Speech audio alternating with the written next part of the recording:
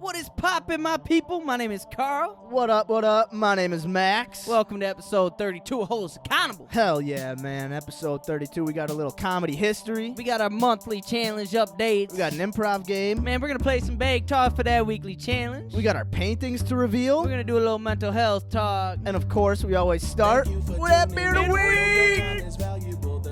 Hey-oh!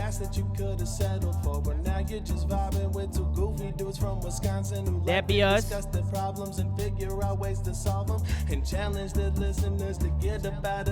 Get out of there. This is Hold Us Accountable. Episode 32. Yeah, this is Hold us accountable. Y'all, we feeling good in the motherfucking stew tonight, y'all. Yes, sir. Yes, sir. Hey, big Episode talk. 32, man. Big talk. We got a big full talk. show. Packed show. That show. A lot of things coming through the ear holes. Oh, man. Hey, shout out Decker Polinari. Hell yeah, thanks, Decker. You the man, baby. Hope the ATL is treating you well. Hey, big shout out to everybody tuning in. Welcome to episode 32 of Hold Us man. Accountable. Thank you to everyone listening. We appreciate it. If you're a first-time listener, this is Hold Us Accountable, and here on Hold Us Accountable, we just try new activities, hobbies every month. We talk about them every week. We've done Yeah. jujitsu, woodworking. We brewed a beer that we're going to try tonight. New diets, guitar. Yeah, man, we've done a lot. So a lot more to do, though, obviously. And, man, I cannot wait to try. We are finally trying our beer Oh. that we brewed ourselves. And I'm super excited to try it out, rate it, see how it goes. And I'm thirsty, man. Let's get into Crack it. that shit Let's open. Crack it open. Maximilian. Hey, we got the glasses, too. Crack me open some of that shit. Ow! I like beer cause it is good. I drink beer because I should. If there was a song to sing, I sing it and beer you bring. I drink beer when I am sad, cause the beer it makes me glad. Now there's nothing left to say, so let's go drink beer. We got a homebrew. Beer is good, beer is good, beer is good. It's some. Hey, big time. Big time, Dude. man. I've been waiting for the day to open these. Oh, man. Boxes Hey, up. save the boxes. Still haven't made legs, so. Thought about it today. Didn't do it. Boss is on my arse all fucking day. Big episode, ladies and gentlemen. We are trying our very own HUA Hazy Day IPA, man. Oh, man. Let me grab us a couple, huh? Holy We've got shit. the Kama Citra IPA, hazy IPA, Yeah, man. kit from Northern Brewer. Put our own little HUA spin on it with the little munchies at the bottom. Scooby Snacks. Little Scooby snacks at the bottom. Ooh, I got a. Oh, What? this one must have been. Oh yeah, this looks like my handwriting. A Rogers Woodley IPA. I got a basement blackout IPA. Hey. All right, man. Fuck. Oh, this is huge.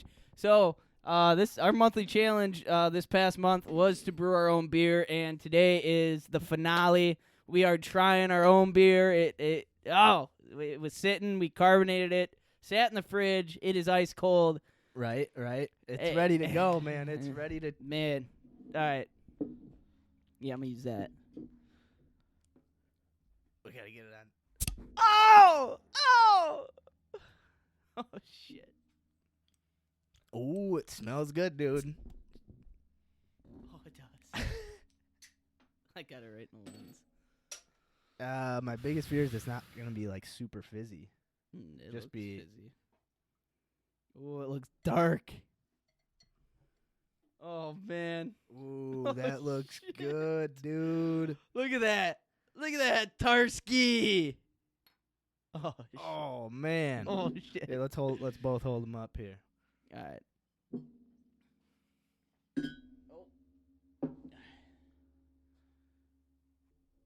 Cheers. Cheers. Oh man, here we Let's- go. Let's go.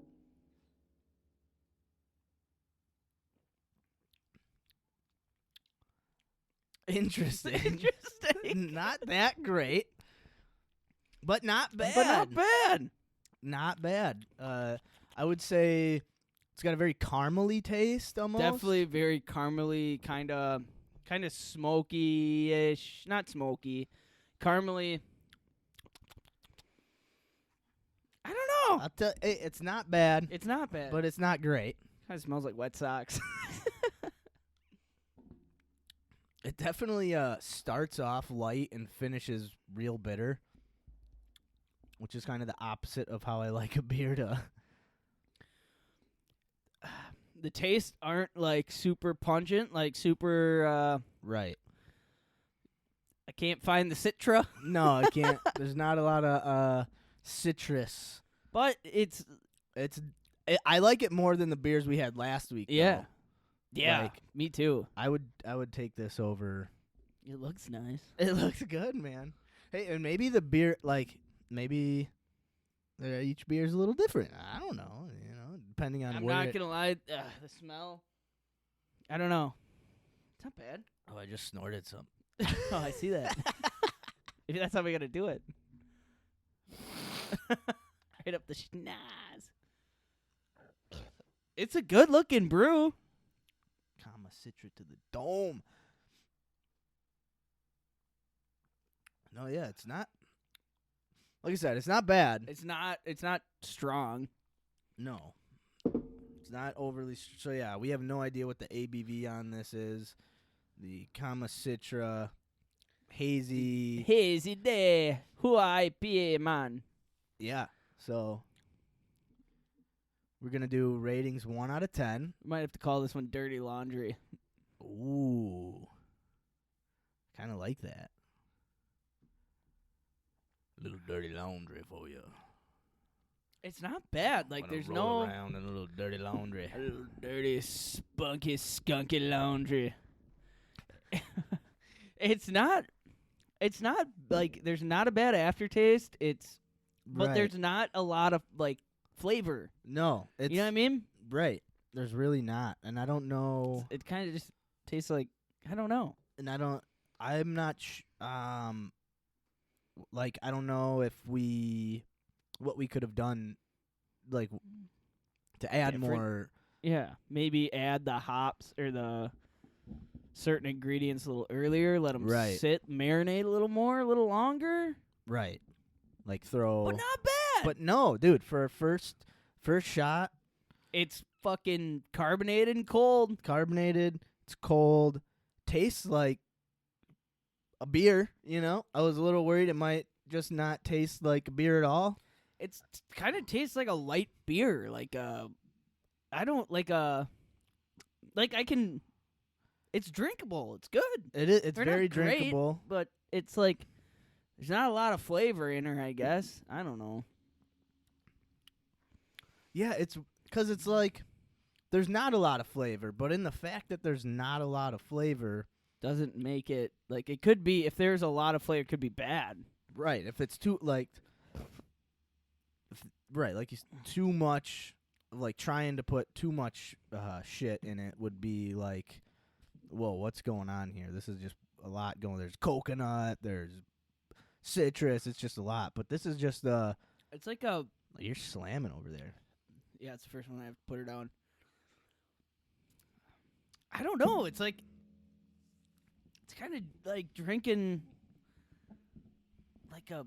like a bush, not a bush light, like a bush, Like a bush. like a bush, like a full bush heavy. bush heavy. Bush heavy. Where it's like there's not a lot of flavor, but it's carbonated thickness. I don't Yeah. fucking know, man. It's weird. It's weird to try to put a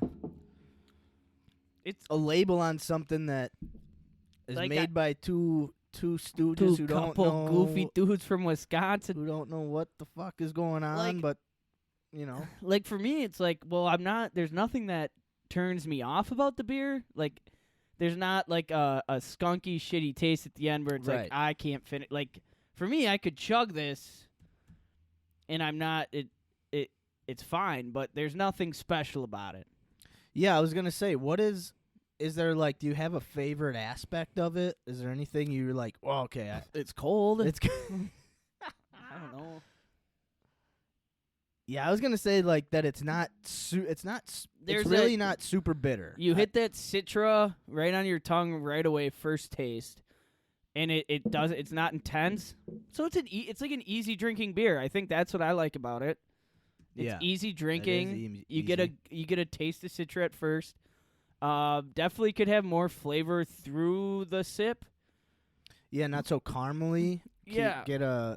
Gets another hop in there involved or something. Yeah, I don't know. but not bad, dude. What do you think? I'm right along with you. I'm starting to come around to the bitter at the end because it's not a lot. It's not, the bitterness doesn't linger long and it doesn't hit hard. But at the end, you're just that is a more bitter beer than my first the first tastes on my taste buds. Don't get bitter. It's got a good color to it. Good color. It is it's hazy, man. It's hazy, man. It's like a teenage kid smoking dope in his room. A little hazy in there. I don't know. I slammed this one, so we'll see where I'm at. I'm kind of testing the ABV over here personally. I'm gonna test it out. I wonder if there's I don't know. I don't know how you test an ABV. No, I guess just normally I'd get drunk off 4 to 6 IPAs, so we'll see. Right. I don't know. All right, You gonna rate this? I'm gonna rate it. I'm gonna run to the bathroom quick. Slam that Celsius right before the show, which was dumb. But I'll give you a second to think about the rating. All right, I'm gonna finish this. Probably open another. Not bad. Not bad. Not bad for starts, man. If you guys can see that, nice little color. Not too much debris. Not too much beer pulp. But could use flavor. Could use a little more flavor. I will say that. But drinkable, 100%. It's got a Citra taste at the start. Easy going down. But there's not a lot to it. I will admit that. Not a lot to it. It's not something you take a drink of and you're like, oh, yeah, it tastes like this or it tastes like that. It's like, oh, this tastes like a, I don't know, man, yeah, kind of just like I said, I don't know. Trying to pinpoint the flavor on this, if I can criticize it, I will say more flavor. We need a little more pungency and something, man. Yeah, it's almost like the grains we steeped at the beginning of the whole process is taking up the majority of the flavor. I mean, it fucking went down pretty quick. But no, I mean, for first time, I've never even considered brewing a beer or thought about how the process works other than taking a brewery tour once. Yeah. Not bad. Not bad. I mean, I guess we'll find out tomorrow. If we keel over and die, then we know we didn't clean something right, and we But I mean, no, I know, but we did everything correctly. We followed everything. Yeah. Sure, there was a few steps we probably could have done a little differently, changed, but I mean, we succeeded in brewing a drinkable, relatively tasty beer. I'm going to cheers you as soon as Might as well grab another one out. What'd you get? What do we get? Tasty bottles. I got, let's go! Episode 29. Sweet. I wonder, did you get any Scooby snacks in your last one? I did not, dude. I didn't. Ooh, this one looks like... Maybe it was in my last gulp. What's in this bottle? Maybe if we just pour it right. Oh, that is hazy. Oh, there's some Scooby snacks in that one. Need some calories in my beer. Oh, they are indeed. That's all right. It's all right. Hey, but cheers, man. Cheers to us doing something. Hey, did you know there's a place downtown Green Bay called House of Homebrew? Yeah, I was actually going to bring this up. It's right on Walnut or Main. Yeah, it's right before the bridge. It's right it's like a block away from where Mia lives. I was gonna say, I that is one thing I was gonna come to the show with. Is Yeah. I saw that and I was like, we got to take like a HUA field trip there. yeah, and just check it man. out. Yeah. Talk if there's a worker there who's like big into brewing, and not just someone who's like, yeah, I just work here, man. I don't know. I know? believe like whoever works there is probably like the only fucking guy who works there. I'd hope so, because I'd love to pick their brain about just like, hey, Yeah. we tried a kit, now that we've tried our beer, we can be like, the flavor wasn't like fully there the way we were anticipating. What tips can you give us, or any advice, and just pick their brain and see what they have to say, because I really think it'd be fun to not even like, yeah, it would be for the show, but dude, it didn't take us long to brew that beer. No, it did like we not. could Probably just like do in that. Hour, 2 hours. Yeah, so we could just do that and have like, every other month maybe have our own beer for a Yeah. beer of the week, or And I'd like to be drinking out of bottles that are our own. I started like customizing labels yeah, dude, get our the other own day. little HUA labels. HUA cups. Like Hell yeah. pull out. Yeah. I mean, I'm gonna rate this beer a 6.13. 6.13. Above it's like it's for me, anything below a 5 is something that it's hard for me to kind of take down. Something Yeah. that like I struggle with drinking. This I give it a like lower rating, but above average. For the fact above average because it's got that citrus taste at the beginning, but it's drinkable. It's Mhm. I could take it down. It's a comfortable drink, but it could use more flavor. That's like one thing. Once we kind of start figuring out the flavor aspect, when to add certain ingredients, like I think that's the key. I agree, and I like it. I like it a little bit more than you do. I'm still not I'm gonna give it a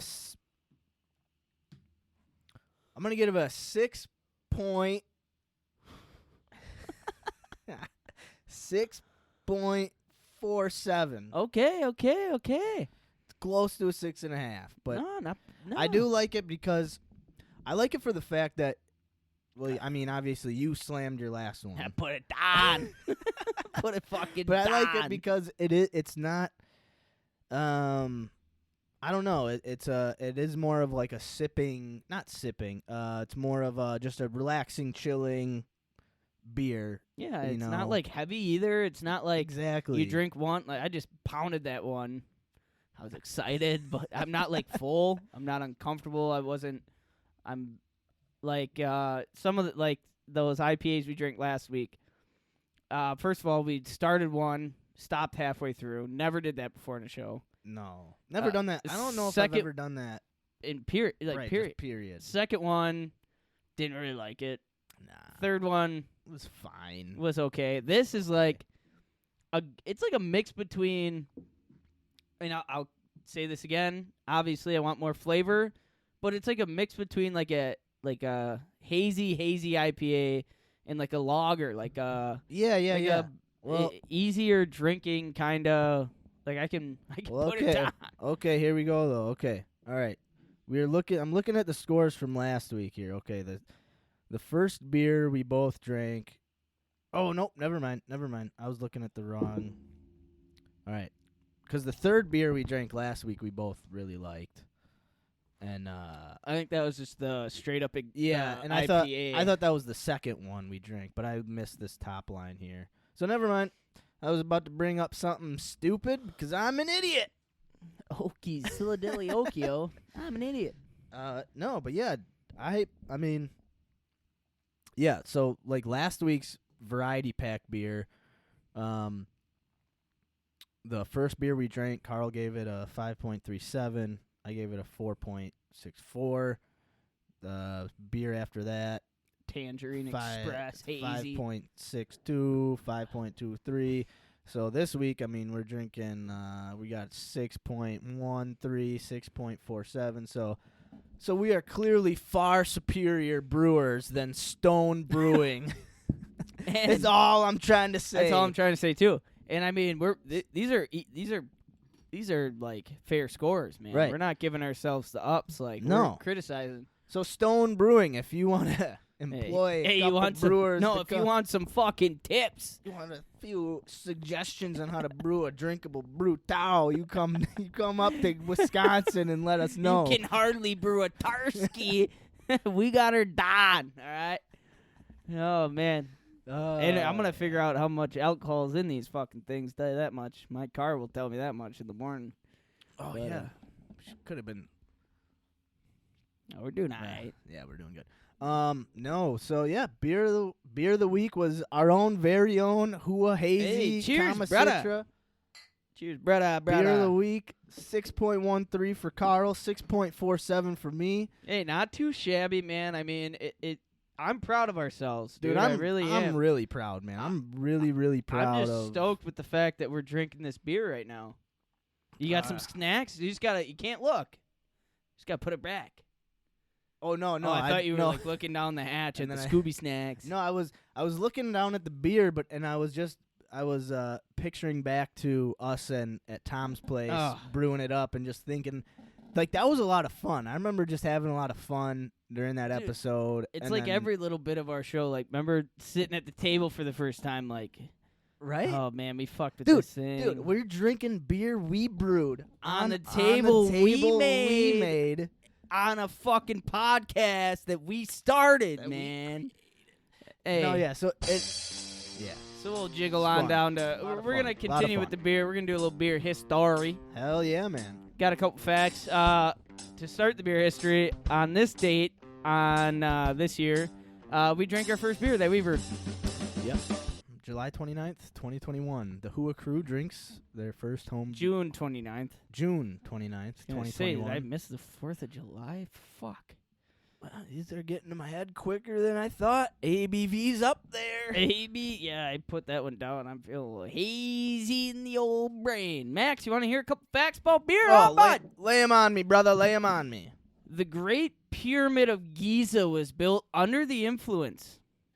Workers were paid with a daily ration of beer, about 4 liters a day. How much is a liter? Hey, Of- bud. Hey, yeah, you come over here. Hey. You want to get fucked up? You got to lift heavy stuff all day, Break.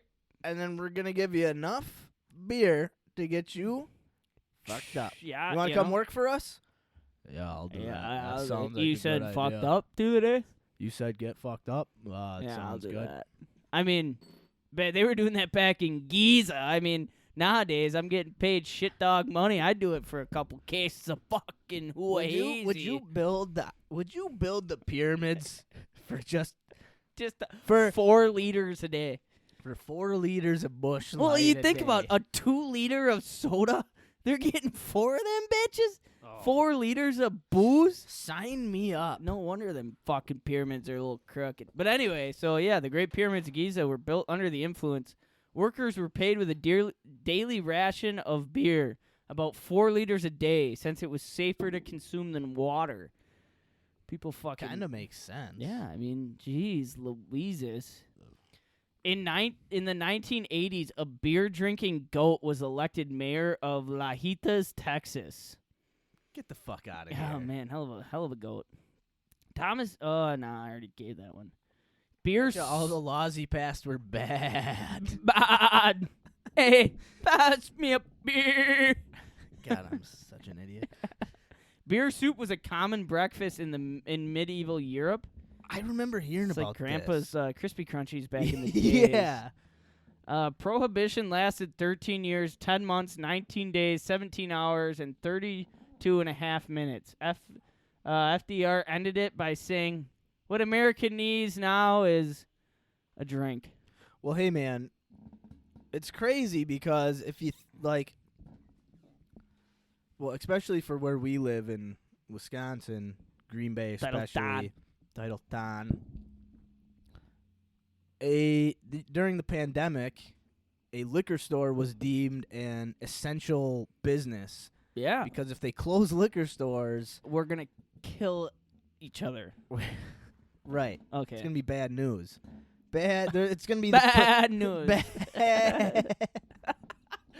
I just started laughing. Yeah, it'd be like the Purge 2.0. It'd be like the booze purge. Everyone's just purging for booze. But it's just crazy how much of an impact alcohol has played on the human history. Yeah, man. And then when you think to prohibition, just how much that affected people's. I mean, what'd you say it was 13 years? Is that what you said? 13 years, 10 months, 19 days, 17 hours, and 32.5 minutes. I mean, To the dot. Crazy. Yeah, Crazy. fucking nuts, dude. Kidding me? But anyway, sorry. Keep going. President Washington also had his own brew house in the grounds of Mount Vernon. Hell yeah. Coined in the early 1900s, the word alcoholiday means leisure time spent drinking. Every day is a holiday. On that fucking note. On that fucking On note. that goddamn great note. Maximilian, crack me man. open some of that shit. What a beer of the week. That's a home brew, dog. Kama That's the Citra. hazy HUA IPA. I like beer 'cause it is good. Cheers, brother. I drink beer because I should. If there was a song to sing, I sing it and beer. It's you a home drink. brew. I drink beer when I am It's a sad, home brew. 'cause the beer, it Kama makes me Citra. glad. Now there's nothing left Hazy to say, IP? so let's go Hey. drink beer. Beer is good. Beer is good. Beer is good. It's soft. Oh, man. A day we have waited for, and not disappointed, man. No, I'm not disappointed at all. Not at all. honestly. Not at all. So once again, ladies and gentlemen, thank you for joining us on episode 32 of Hold Us Accountable. We're just blessed to have you all here. Blessed to be drinking our own beer. Blessed for you guys to hear what we have to say out of our mouths. Hey, man. Bunch of bullshit. We've got. So I think we should do our our last week's weekly challenge that I rolled the dice on because Yeah. I retained the lead What's in the bag score, toss, by the way? 12-5. Doing all right. So we landed on. We had to do make a painting for the studio. Yeah. We each had to come up with a painting. Now we do have these hot wings here because we failed to do a part cleanup, so we Yep. ordered the hottest wings from a local joint. Yep. Shout Shout out to Bar. Lime kiln. I think we should do the painting reveal first, Okay. and then get into the wings because Yep. we're gonna have shit all Wing over our finger. hands. Yeah. All right. All right. And so yeah, I'm excited to see what you did. I'm excited. I'm not gonna excited lie. to see what you did. Painting is hard, man. It's I- fun. I didn't know I didn't think it would be just like an easy thing to do, right? I wasn't like, oh, it'll be no problem. But yeah, man, I just. but it's so much different than grabbing a Sharpie and just coloring or sketching something out and filling it in. It's a whole different medium that is like a weird thing to get relaxing used to. though, fun. I mean, I got into my my painting mindset, if you know what I mean, and I just went Yeah. to town, and Right? it was fun, dude. It was cool. It was good. So Without further ado, let's show off our paintings. let's get her going, man. All right. Yours is a little bit bigger. You got a nice big canvas. I got a smaller one over here. Undo our on tree. On tree, buddy. 1, 2, 3. Whoa! I like. Oh, I like Dude. yours, bro. That is cool. Oh, dude. Goofy dude. Dude, Dude, hell yeah. I fucking like it. That's us. That- That's yeah, us, man. dude. That's We're fucking the like fucking intricate, goofy bro. dudes. Yeah, man. We Let's got show the- these off to the. Yeah. camera. All right, yeah, get yours Gotta up get- there, eh?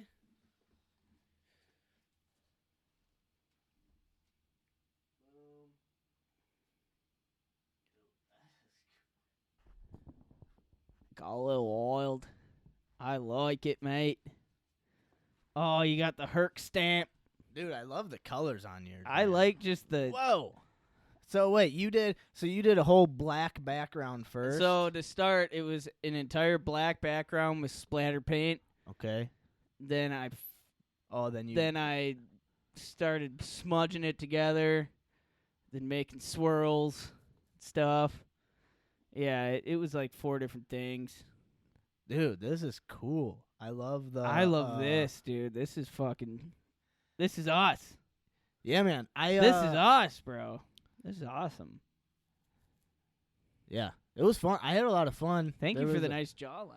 Yeah, and it was supposed to be, I didn't want it to be a fat jawline. It was supposed to be a little thinner, but Nah, the, dude, the this is- paintbrush is. This is fucking and sweet. my beard wasn't supposed to be. It was just supposed to be an outline. You look like Jesus. Yeah, it was supposed to just be an outline, but paintbrush was a little bit heavy. Look so- at us, dude. dude. We made some. we dope made some paintings, fucking- man. We did her. We made some, dude, Hell and yeah. then this. Okay, one other thing about my painting here. That color gray for the background. That's the most unique gray. There's not a was gonna single other gray. I tried to do something That ain't completely black. different. That ain't gray. That ain't. That's like a mixture of black, white, Oh, and green, then purple. There's all And different then you kinds got of purple splatter a little bit with of a purple. little red, blue, greens. Dude, I like this. Yeah, this we- is super fucking dope. Dude, we came up with some nice. Dude, look at us, just artists, man. Look at us doing We're- things, we're- bro. Artistically brewing up brew. Beers We're making art. for Dude, the that- stews. stew. We need to What a showcase. This is cool, dude. We did it, man. We did it, We dude. This did is it. super Dude, dope. this is a nice beer can, dude. Thank you, man. Because I'll tell you what, man. Like trying to do just make something look like Yeah, like you're picturing in your head, and then putting it onto a canvas with a paintbrush is really really hard. behind like the tab on the beer can, Yeah. like that was just a perfectly drawn beer can, and then I started doing splatter, but I accidentally slammed the paintbrush right over it and right on top of the T on beer of the Yeah. and then like this went 4 different ways for me. Dude, I love this the back green. Hell yeah, man. God, look at us, a couple artists. We really did do a good job. Dude, we man. did this. We went above and beyond. Yeah. All right, let's set them up somewhere, eh? Let's do her. All right, we're going to set them up. Yeah.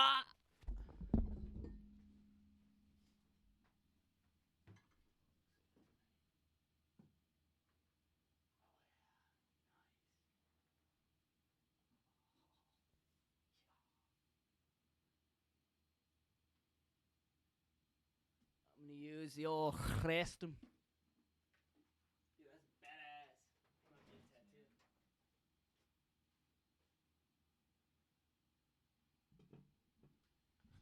Oh, we did paintings. Oh yeah.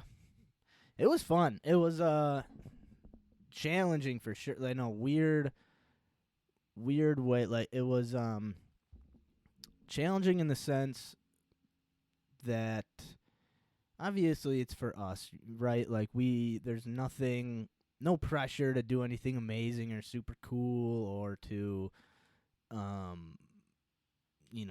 try too hard. But that was also the tough thing is, like, you want to do a good job. You want to do something cool and creative and fun. But when it's something you've never done before, it's hard to just, like, jump right into it. You have to almost, like, stop and think, okay, like, what, at least for me, it was like, okay, what, I have a very limited skill set in painting. I haven't painted much before. I got to think of a simple design I can paint and yet still, like, be something that's me and, like, my own flair on it, right? I like it.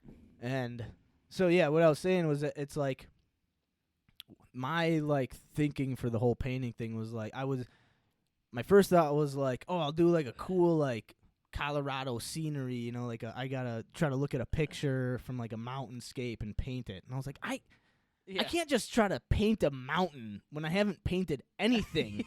Fucking Bob Ross. Right. over there. Right. So I was like, okay, I got to simplify it. And I had, a couple different ideas. And then I was like, you know what? I'm just going to put something simple down and throw some colors over the top. And Simplicity is beautiful sometimes, just, though, man. That is on point. I love yeah, it. man. Well, and same with yours. It just captures, exactly what we are as a show. Hell yeah. Goofy dudes, beer of the week, Packers, Fuck yeah. creativity. And at the same time, like, yours signifies like the simple parts of us. Exactly. Just the outdoors peace, our dogs, just the like that's the calm. I feel like that's like our calm mind, Right. and this is like our anxiety feel. We need a beer, like fucking kind of mind. Like it's I feel like we were thinking on opposite sides of the old brine, man. But on the same road. Like we were both Exactly, on the same dude. road, just different sides, and it came together. and- two artists, one camp. And the other funny thing, I wasn't even going to do anything related to hold us accountable. I was just going to do something fun that was like, that was my plan at first. and then I was like, nah, I think it'd be, I know, because, dude, the beard was a weird thing I didn't know how to make a beard look simple. I was like, I Good can do a look. hat. You I know did? how to make a hat look pretty simple, it's a line with I a love half it. circle. I love the custom gray too. Never gonna find that Yeah, anywhere 'cause else. never. man. That's the most custom slate gray you'll ever see. Yeah, that's what on the I remember you planet. sent me. You're like, yeah, just working on the gray right now. Dude, have you ever seen those Facebook videos of people who are like simple art projects and they put little drops of paint down and then they mix it all together and it makes like a beautiful like And then all of a sudden it's like fucking Mount Everest. yeah. Like what? And I was like, How? oh yeah, that's what I'll just put like some black, some white, a little bit of purple and green, and then I'll flick some white over the top and it'll be a beautiful night skyscape. And I just start painting and I'm like, well, this is just gray. That's how the color scale works these days, huh? Fucking must have changed her up on me.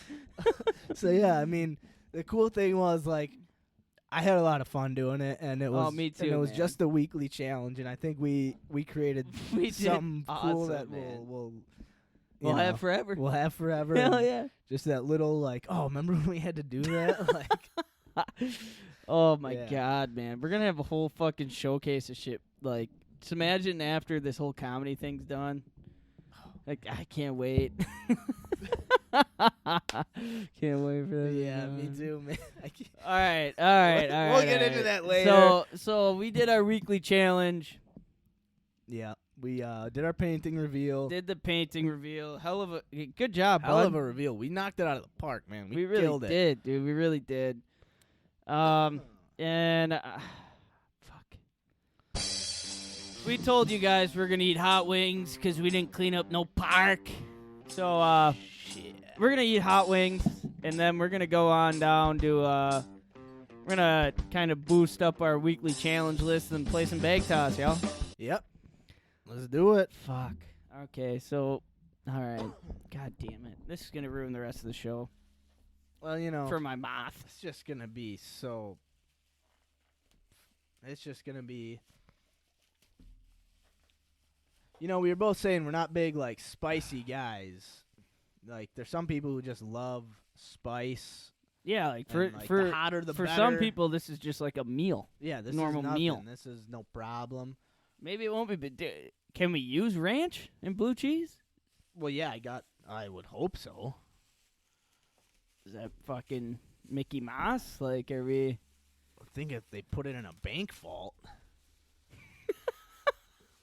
Fuck does that mean? it's fucking locked up. I can't get the shit out of here. Oh, I was saying like, is it kind of towing around? Well, I can do a crinkle cut. Ooh, get some fries in ya. Like, is it? Are we allowed to dip our wings? Well, yeah. I mean, what does that have to do with Mickey Mouse? I was gonna like weak. Like we just gotta eat them straight up. Oh, if you want to just eat them straight up. Are but- you? No, I got blue cheese. Feel like we're all right. Let's do it. All right, we got the bar, wings. All right. Smelled great. 3-alarm fire. I'm pretty sure that's the hottest one. Let's get it.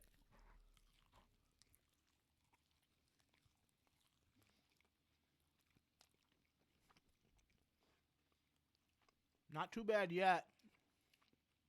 Just waiting for the spice to kick in. Oh, I can feel myself starting to sweat already. That's nice. Ooh.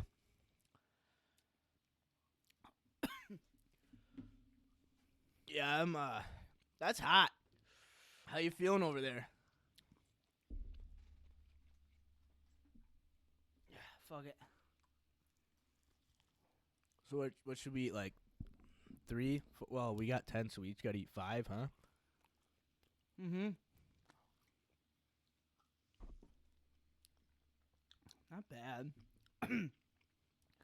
It's not great though. Oh. Oh, hey. All right, so you know that show? Oh, the second one hurts, man. I'm not gonna lie. The second one hurts like a motherfucker. You know that show, Hot Ones? We said we were gonna come with questions for each other. What's your favorite cartoon as a kid? Oh, I think. Fuck, man. Probably Scooby Doo. What about you? SpongeBob. Oh. I don't like hot, man. This sucks. What wing are you on? That was my second. All right. Number 3. It's just our tongues and our mouth telling our brain that it's uncomfortable. That's all that it is.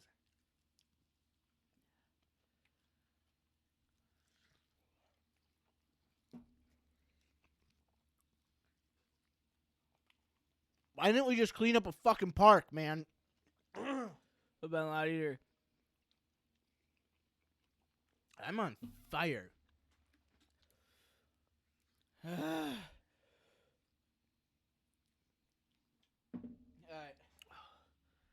Mouth hurts.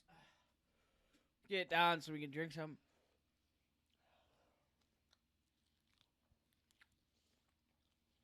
Oh.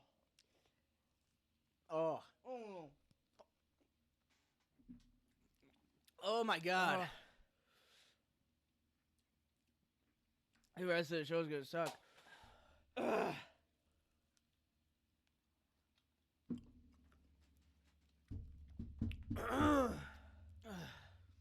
People are probably like, God, they're such pussies. I gotta feel good.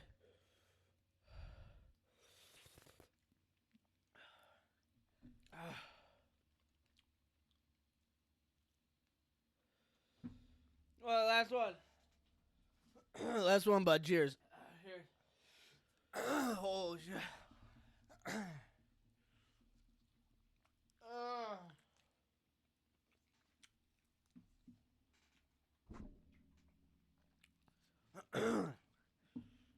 Fuck. Alright.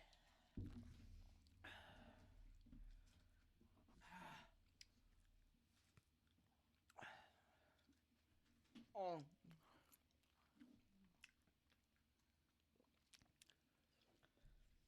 Fuck.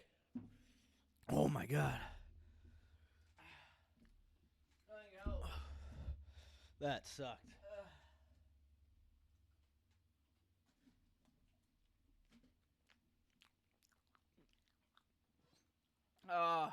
Still sucks. Still sucks. Ass. My lips hurt so bad. Need milk.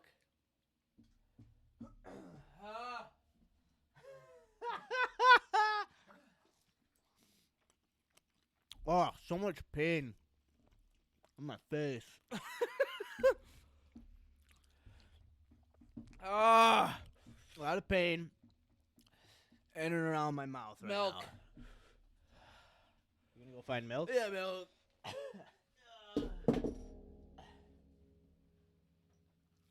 Carl's gonna find milk. I'm sweating profusely. Oh, that was so dumb. Why didn't we just clean up a park? Wow. Oh, man. A lot of pain in and around my mouth. Lips hurt. Cheeks. Gums. Every part of my mouth just feels like it's on fire. Yeah, like little needle, like if someone had a handful of like just the ends of tacks, right? Like they just clip the sharp ends of tacks off. Soaked them in like habanero peppers or whatever, and you pop that in your mouth and just swished it around. That's what my mouth feels like right now. It's great. Really love it. Having a great time. Oh, boy. Savor it. We gotta savor it.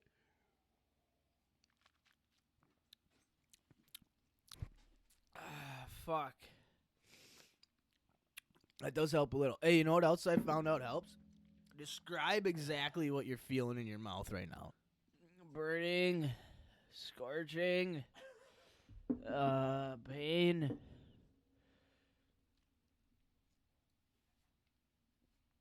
Oh, fuck. I will never not.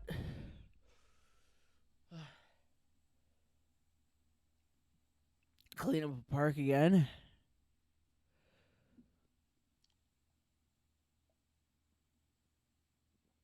Oh, this fucking sucks. For anybody listening, I'm sorry. We're eating hot wings. They're hot. They suck.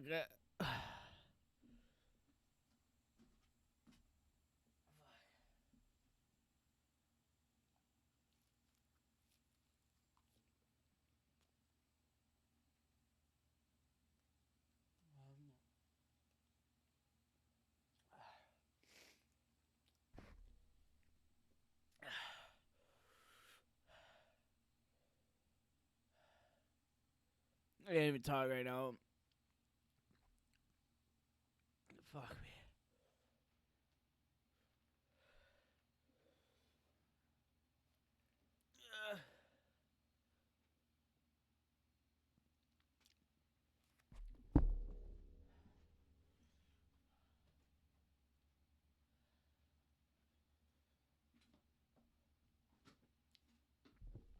Oh, these wings are terrible. We say 5, the hottest wings from a local joint. I can't even talk. A lot of people like spicy food. I don't.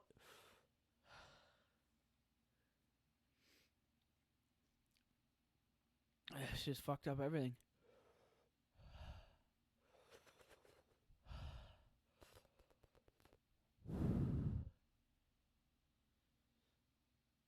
I think Max might be puking. All right, I'm getting back. Oh, man. The first one I put down kind of seemed easy peasy. Oh, fuck. How you doing? Not good. Dude, I'm sweating so bad. My lips are on fire. Oh. Everything hurts. Cleared my sinuses out pretty good, though. I bet, man. Wow, sirs. My headphones are just drenched in sweat. Had to throw them off my noggin. All right. Yeah, I'm going to clean up a park next time we have to clean up a park. Dude, that sucked. It still sucks. It's still sucking.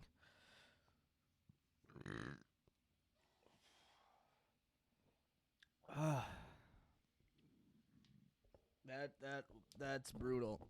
Those were no joke. Oh, that sucked, dude. Bar, lime kiln, The bar east. your three alarm, fire, whatever fuck devil jizz you put on the fucking wings. The devil's cock juice. You got us, you cunts.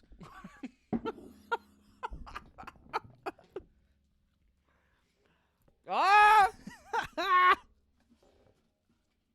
Channeling my inner Lenny Bruce. I went upstairs.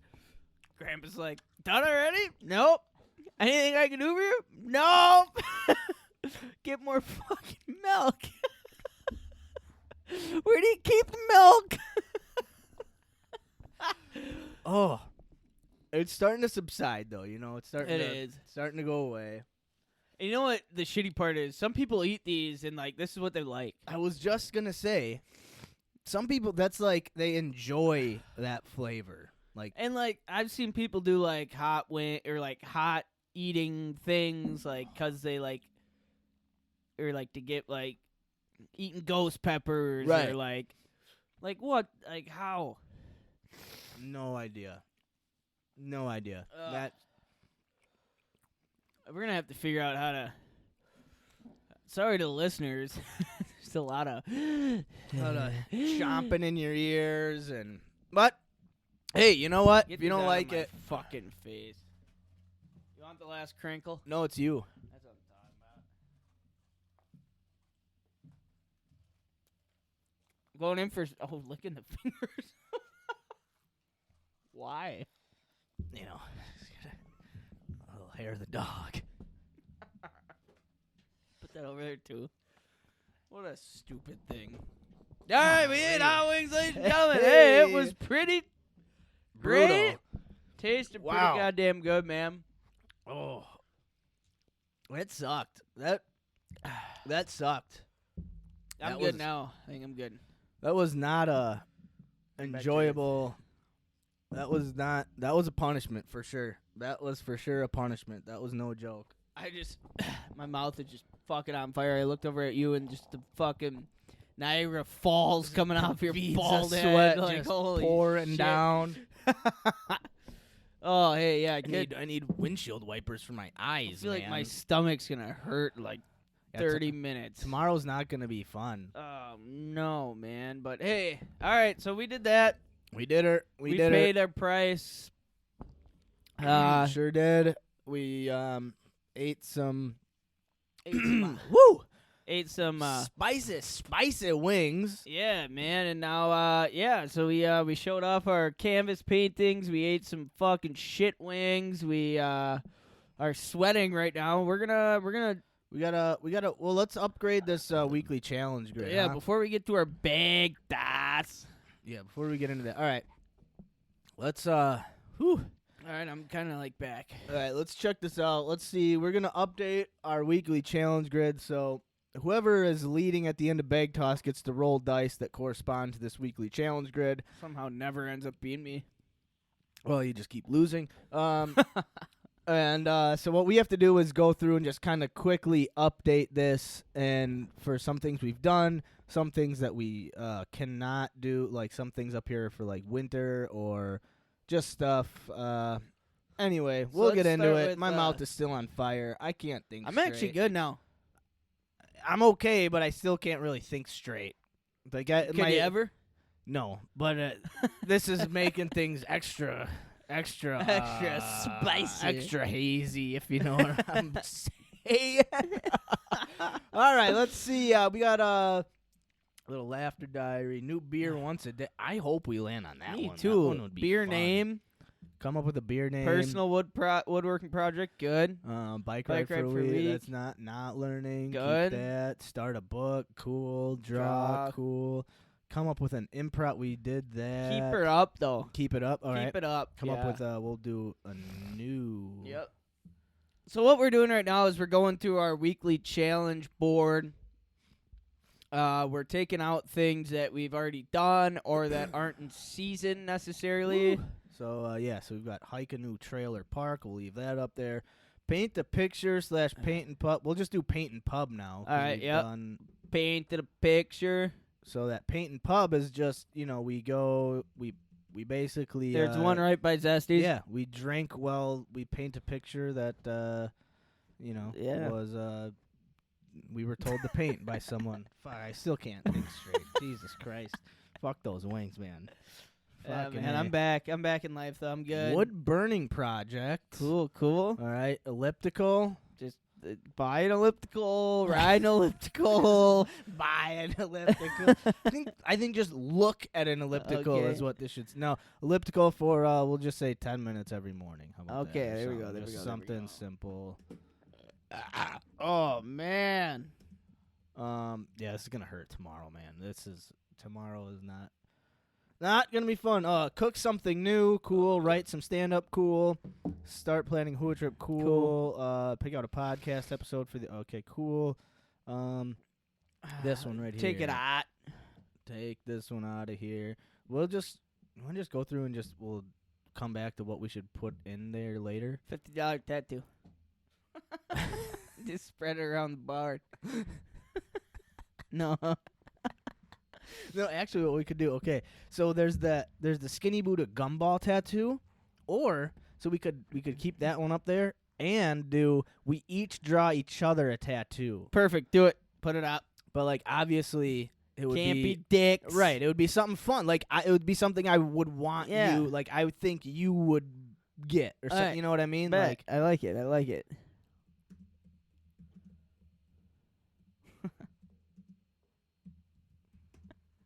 whoops. Draw each other a cool tats. Two cool tats. Try a new restaurant. Cool. All right, this one we Start gotta get painting out of wall. here.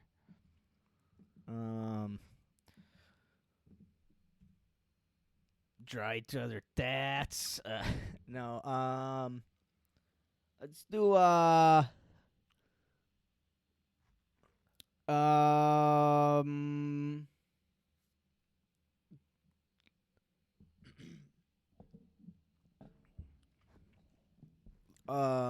Let's do visit House of Homebrew. What? Visit the House of Homebrew place. Like so. oh if we yeah. land on it, we Yeah. gotta Okay. So there's a place. There's a home brew. Yeah, we Oh yeah, we talked about we it. talked about it. Yeah. Yeah. Sorry. These No, fucking no, wings. no, You know. no problem. 100 push-ups a day. What a stupid, dumb fucking thing. Cool. Take a beer of the week brewery tour. We'll Get rid of that. yeah, it would be cool, but we do Let's do something out of the box. out of the box, huh? Yeah, let's do something out of the box. What do you what do you mean? Plan a not this isn't out of the box at all. Plan a HUA charity Packer tailgate. All right, I like it. Super out of the box. Start the HUA letter. Make something for the stew. Okay, start HUA letters. Yeah, we can keep that. Make something for the stew. I mean, this one I feel like How about you put up there? Do something nice for somebody else. Once a day. once a day. You know, God, I can barely hold a fucking door for an old lady. You know, like talking to other people once a day. Now Well, I it's gotta time to do break something for them. yeah. I'm gonna Do something. Hank. What are you typing up there, fucking drunk ass? ABV 12.5. Yep, we found her. We found it. I Do got something nice drunk for off those wings. someone once a day. Oh Jesus. Yeah. Careful. Once All right. a day for the rest of your life. Plan out of town Packer plan. So what is wrong with me? What did I write? A lot of beer drinking during these Plan- trash pickup through Pampered Park. We gotta leave that one up there. We haven't done Yeah. it yet. What? No. What is this? Oh, stadium tour. Yeah, no. Plan like to see a game out of town. Oh, plan an out of town. Packer game, not Packer plan. game. Not plan. Plan an out of town Packer plan. Do you need to pack something up and you're out of town? You need a plan. Call us here at 818-9995. Do you need a plan on how to pack and plan? All right, trash pickup through Pampered. Yeah, keep Gumball, these, Skinny Buddha. Keep that. Yep. Pick out an album for the other person. Like it, sure. like it. Loser of Buys food once a week. No, cooks. Oh, Cooks. Yeah. Loser of toss. Cooks the winter food. Cooks the winter food one time Yeah. over the next Create your own week. beer logo. Love it. It's my favorite. Right here. Journal once a day. No. Oh. Go bowling. Can't wait till we have to go bowling. Design some HUA merch. Research a cool Packer story for the show. Research an accountability story for the show. Fuck. Oh, you keep knocking that table over there, fella. Ah! Yeah, research and accountability story for the show. Go bowling. Yeah! Go bowling. And then 200 body weight squats a day. Man, that's if we land on a 6 and a 6. All right. All right. So, I think we're good here. so we ate hot wings. God, we've God, updated man, those our- hot wings just fucked my whole... Dude, that sucked. I feel good now, but that sucked. That was rough, dude. I jumped into it and just started chowing down. You did. I was Stupid. I was impressed. I had to follow the lead. But hey, we're gonna mosey on down to Bag Toss Town. Me and Max are gonna play a game of tabletop bag toss to reveal this week's weekly challenge. Ladies and gentlemen, this is Episode 32.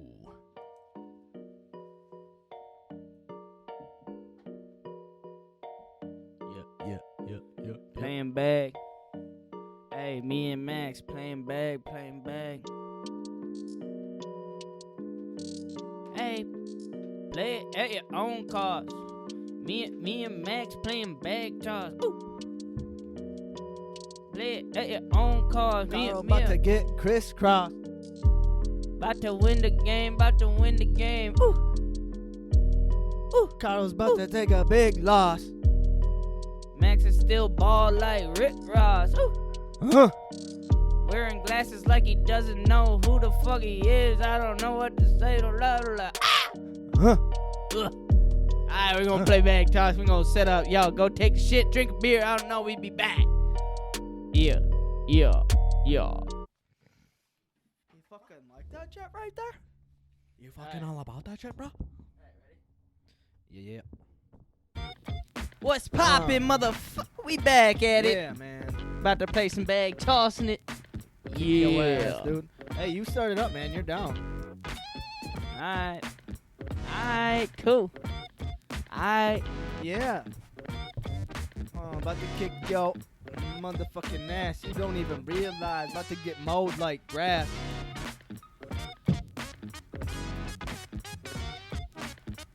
Alright, bitch. Take them headphones off. All leashed up, little bitch. Nice shot.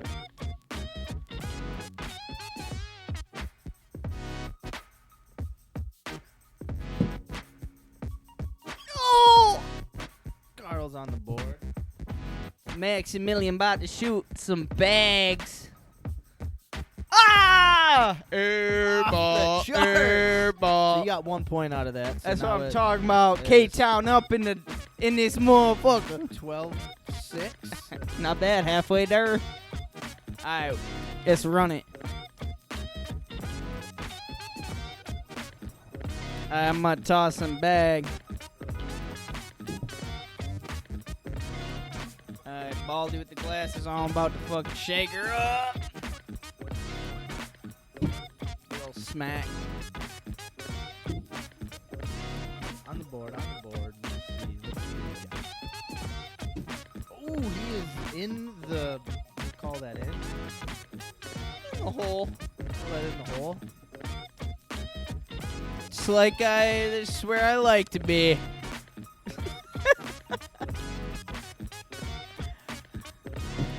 Yeah.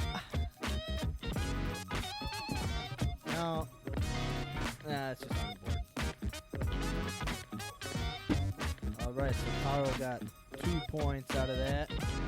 So it is 12-8. We got one more coming back. Skid it. You want to start her out there, or Honcho? Give me some doing it, John. Yeah, Maximilian here. It's episode 32, Bag Toss. Man, I'd probably be winning if we had some legs for boards. Yeah. Or a third bag, you know? Yeah, well, Mac keeps bitching. He cannot throw. He ain't gonna get that bag in the hole, and he's bald. And he's missing a tooth. All right, I'm on the board. Oh, man.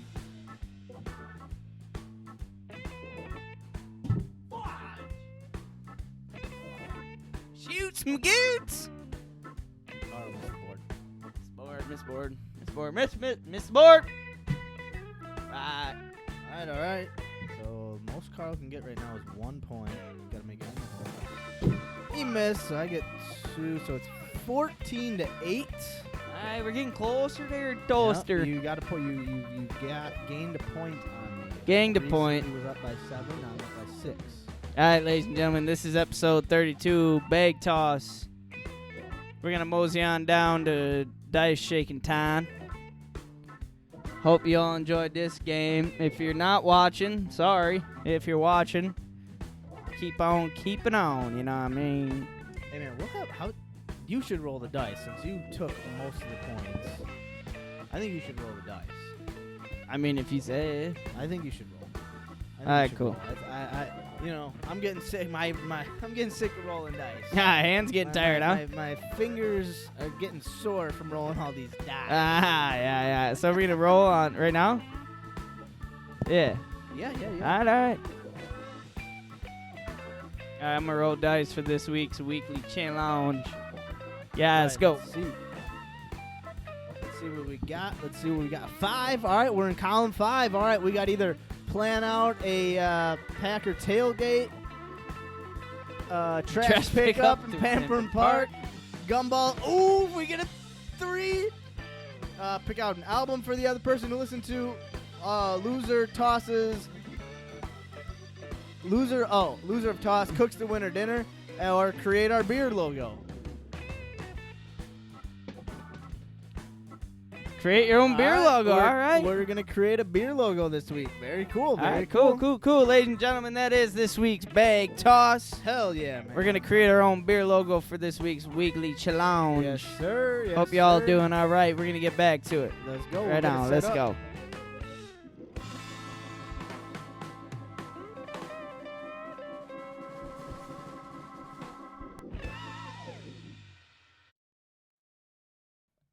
All right, we'll mosey on down to Comedy Town. Comedy Town. I'll wait till you're ready.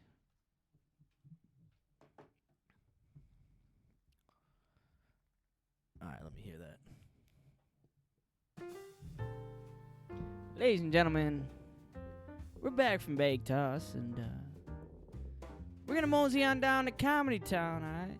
Good evening, folks. Good evening, ladies and gentlemen. How y'all doing tonight? Hope you're doing well tonight. Man, we got a fun little comedy hour coming at you now. Yeah, we're drinking our own beers. We're telling our own jokes. Everyone sit back. Crack open a nice frosted beverage or uncork a delicious bottle of wine. And light yourself up a nice little smoke. Doobie? Or two. Blunt? Ladies and gentlemen, this is episode 32. We got comedy history coming at you, folks. All right. Hey. All right. Yeah. Max, how's it going, buddy? Hey. Man, we gotta talk a little comedy. Yeah, bud. man, we got some comedy history. But first, we're gonna do a little monthly challenge update. What we're moving on into, what we're moseying on down. Yeah, so now that we've officially put a cap on our beer brewing month, we are going to start within these next few weeks. We're going to actually hit up some comedy clubs and try doing some open mics. I have a suggestion to make. Let's hear it. So, since it's a monthly challenge, I would like Yeah. maybe like the first 2 weeks of the month, we go and see open mics, see the performances, see what's happening, see what's popping, and give ourselves maybe the first 3 weeks Whoa. and get like a So we just have one. We just do one. 1 week, so we have 3 weeks to. Nah. I don't like that. You want to do fucking open mic every night or every Not week? every night. Here's the way I'm looking at it. I do want to do it more than once. Okay. And I think that I get where you're coming from. Am I dropping shit? I don't know what. We're good. I get where you're coming from. Like we do need a play. We do need like a jumping off point, right? Like we. But I don't think we need 3 weeks of it. Okay. And And- I think if let's Maybe like a week of preparation for 1 week, and then we do an open mic, and then we do a week of preparation for one more open mic. So we do half the month preparing, or a week preparing for our open mic, and then we do an open mic, and then we do another week of preparing, and then do another open mic. yeah. I Okay. think we should at least do 2. Like at the Okay. minimum 2. Okay. Because like brewing beer, this monthly challenge, it took longer than a month. You know, like we did it. We were doing this process longer than a month. So Yeah. I think if the stand up, giving it a shot takes longer than a month, I definitely think that's like okay. Yeah. But I do. I mean, unless we do it once and it goes so horribly bad that we just. Now we have to do it again after that if it goes that bad. But that's what I mean. Like we've got to try it more. Just do it at least twice. We've got to learn from the first time. Like we need at least go one at rebuttal. it. Go at it once. Say, all right, what did we do well? What did we do? Even if we got 0 laughs, all right, what did we do well? We got up on stage and we talked for X amount of minutes. We did that. Hopefully a minute. We actually did it, and we can say that we did that, and then build off of that. So I don't know. I think so. One of the things we were talking about, Skyline Comedy Club in Appleton. They have every Wednesday. They have open mics starting at 7:30. This green room in De Pere here is really goofy in terms of like what their open mic situation is like.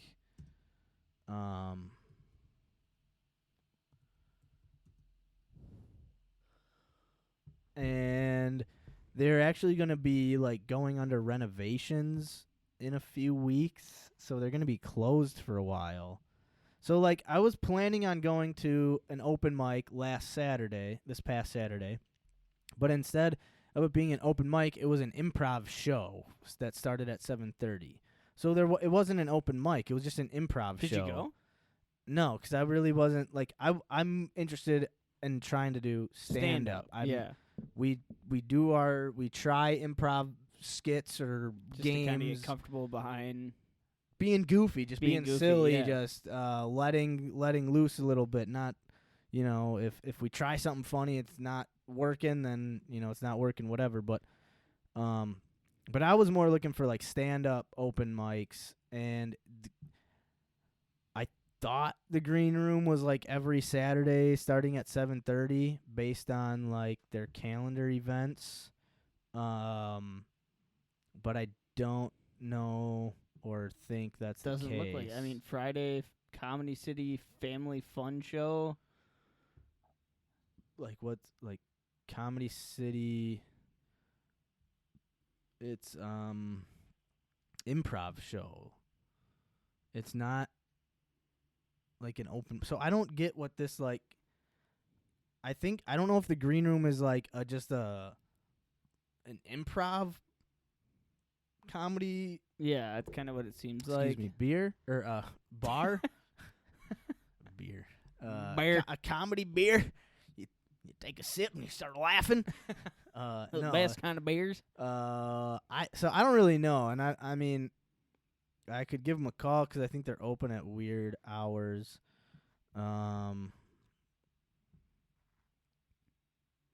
and just ask them what like their open mic. Yeah, because my thought was like, oh, it'd be awesome to like do our first open mic at the green room, something small, and then go to. Exactly. So I feel like it's gonna be popping at the old Skyline. Well, here's the other thing though. On a Wednesday, is it really gonna be popping? True. And Who knows? but then again, even if it is, we're Then in whatever. Appleton. Yeah. We're not. We don't live I mean, anywhere close. either or. If I mean, wherever we are, it doesn't matter. And well, exactly. Like, I think my only thought is like, oh, that's just the drive there. It's like, oh, it's gonna be fuck, just gonna be fuck. just nervous, sweating the whole. We're drive probably not down. gonna talk. like- Right. We'll just be going over like our dumb jokes in our head that we think are funny. We'll just be like, yeah, okay. Like I've had this whole idea of what I'm gonna do, and now it's like I don't know what I'm gonna do. Do you start like when you think about being up on stage and talking about get in your fucking- head what you're gonna say? Like, okay, this is how I would say it, and this is what I would say, and then you like picture yourself on stage, saying it, doing it the way you want it, and you just get nervous and Yeah, start absolutely. shaking. Oh, 100%. you wanna know what else is an irrational fear of mine, like a dumb fear, or not even a dumb fear. It's more of like it's just something that's in my brain that I can't. It's just like that's what I think about. Like, one of the things is like we both try it, right? And like I suck, and you're just like amazing at it, or something to that versa, yeah. effect, or you know what I mean? Like that weird like ego part of me is like I don't want to be shit, and Carl's really good. Like that's that's like a mini fear of mine.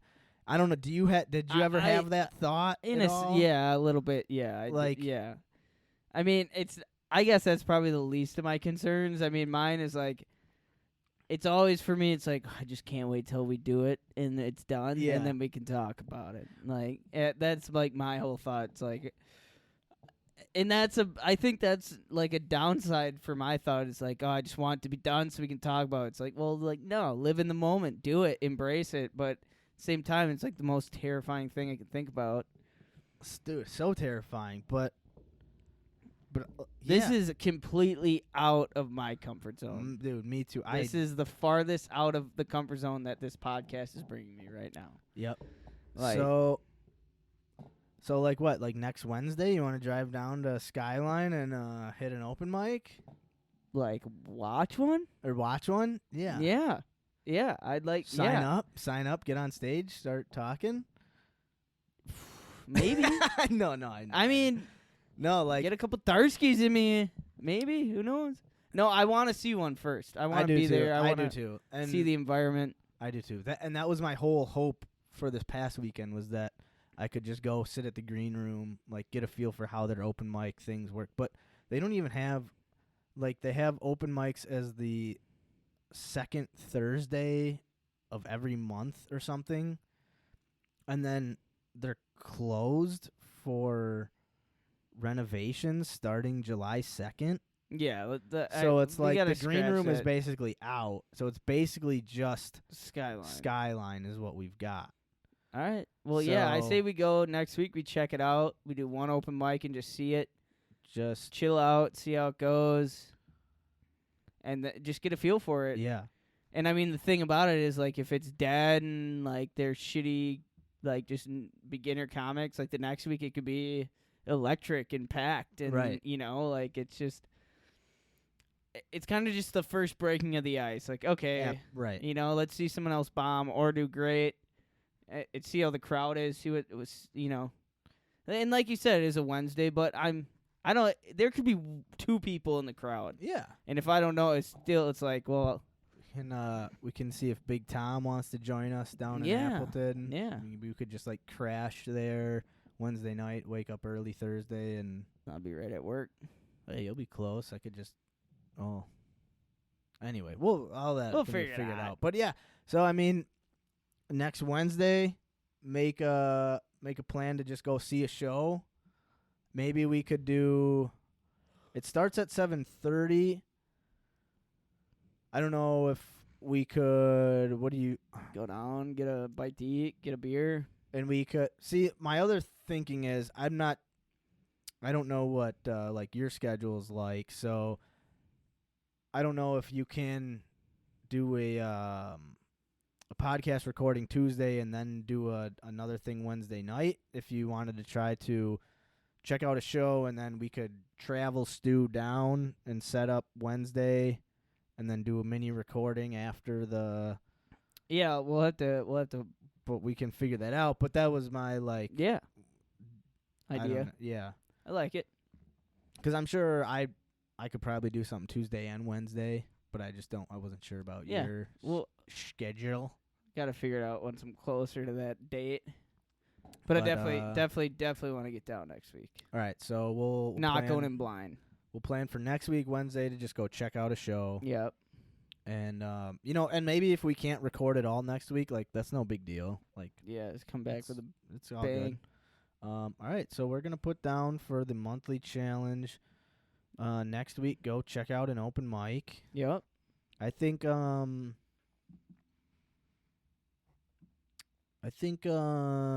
be fun. That'll be cool to just kind of see what that environment is like.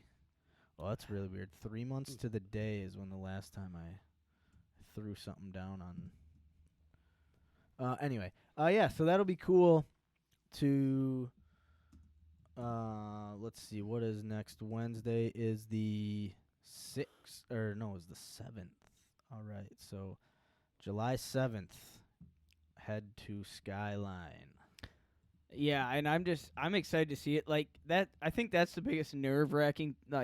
Is I don't know the environment. I've never been to Skyline. I don't know what the setup is. I don't know anything about it.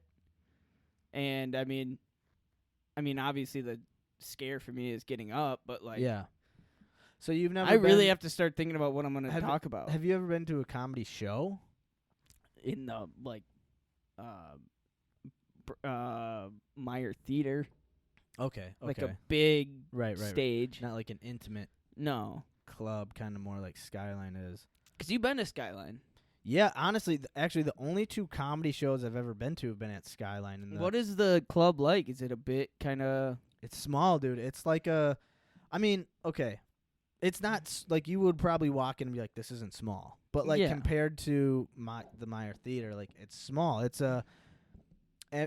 if you're close to the stage, you're right there with the comedian. Yeah. If you're within the first 5 to 6 rows, you're right there. You Yeah. could see the sweat coming off a comedian if he's up there and he's just hot, sweating. You can see it. You're right there. But there are seats farther back or to the sides where they're not the greatest seats, but it's not every seat in the place you'd be able to see the comic, no problem. Yeah. It's just a matter of how close and basically just how close you are. Because it is cool because you do feel like the stage is right there and the comedian is right there. So do you think that'd be for a first time? Is that a more comfortable setting? Dude, I have no idea. That's what that's have my thought. no Would I clue. rather be on stage in front in in a big place or intimate, close, right there? If I don't get a laugh, I can see the crickets. Well, I think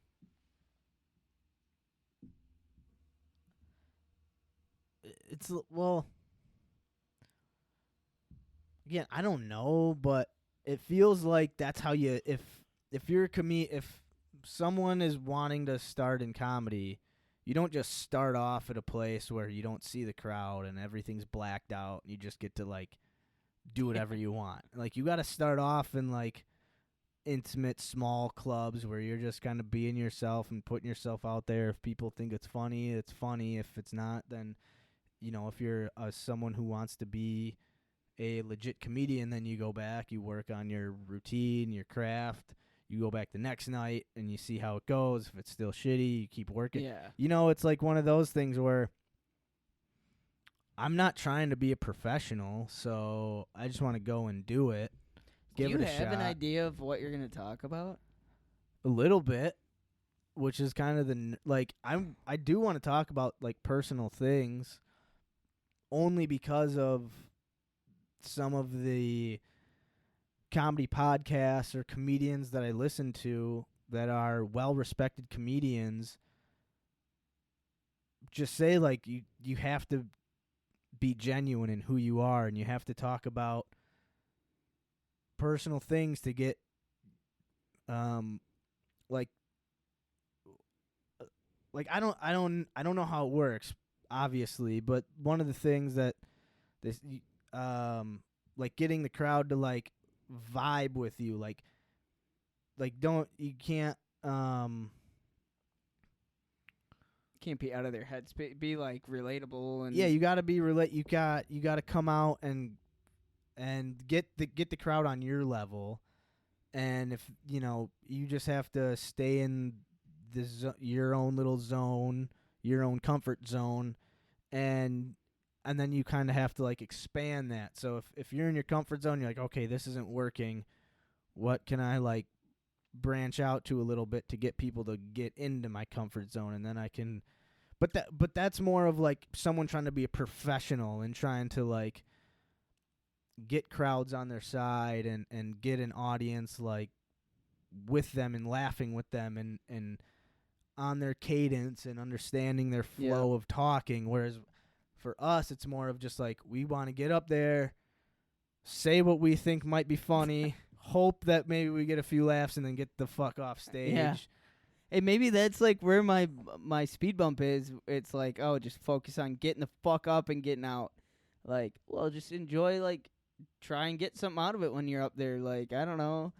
I don't have a set thing that I think I want to talk about. I have like plenty of stories and things that have gone through my head where it's like, oh, I could go about like talking about this, but I don't have one thing where I'm like, yeah, that's what I'm sticking with. Like that's what makes me nervous. I don't have a plan right now. I have zero plan. Yeah. I don't have a plan. Do you have?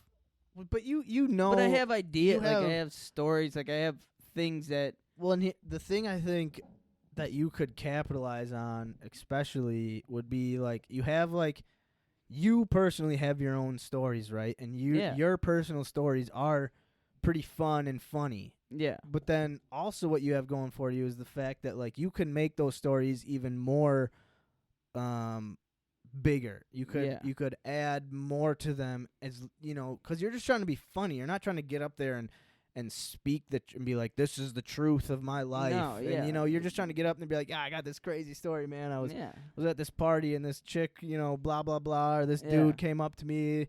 Like, I'm trying to figure out how raunchy am I gonna be, because like to me, like I'm like, I want to just, I relate to people. Like I always, if somebody's telling me a story or talking to me about something and I start hearing like fuck or like, get dirty and gritty, like then my attention sparked. Like, okay, I'm here now. Okay. Like that was always a thing for me in school. As soon as I heard a teacher say like shit or fuck, and it was like, okay, well, I'm up. Let's hear what you got to say. Like, like that sparks my, or if somebody's up there and they're like, oh, let me tell you about my first blowjob. I was like, well, I want to know about this. All right. Like that's, but like, it's like, is that Skyline comedy thing? Like, can I just go up on stage and be like, hey, my name's Kärel. Let's talk about my first blowjob. All right. Like, I feel like if you, like that was my thing. Like if I start out with that, like, all right, well, let's talk about the first time I smoked weed when I was 12 years old. Like, okay, let's listen to this. I think it depends. If you want to go up there and you're like, all I want to do is hear laughs. That's all I care about. I just want to hear laughs. I don't really care about if my shit is funny or not. I just want to hear laughs. Then, yeah, you might need to get up there a few times and figure out what the crowd likes. But if you're just up there and you're like, no, this is what I think is funny. I got a story. I wrote a funny little hook at the end, or a funny little punchline at the end that I think is like encapsulates the whole story. It might not be the full truth, but it's funny. Like it's a funny thing that this person would say at this time. Then get up there and say it. And if nobody laughs, and like, fuck, all right, I guess like, what I said isn't funny, and I gotta change it up. Or like my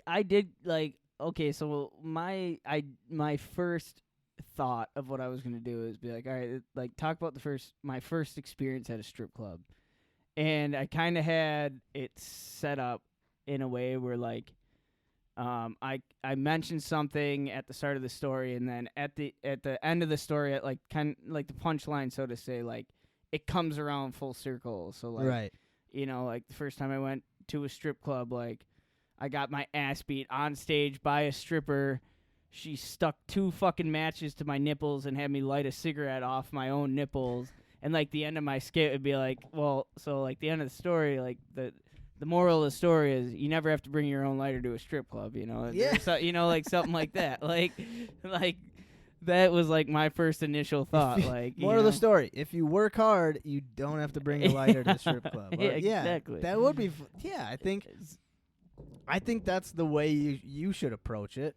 Yeah. You know. Okay. And that's like Okay, just so I know where I'm going. have fun with it. Yeah. Like tell a story you think is funny. Make it funnier than what you think. Like than what you think it is, or if the story is as funny as you think it can get, then leave it. And if we say it and it just lingers and bombs and no one laughs and no one, then I guess Then we so go, be it.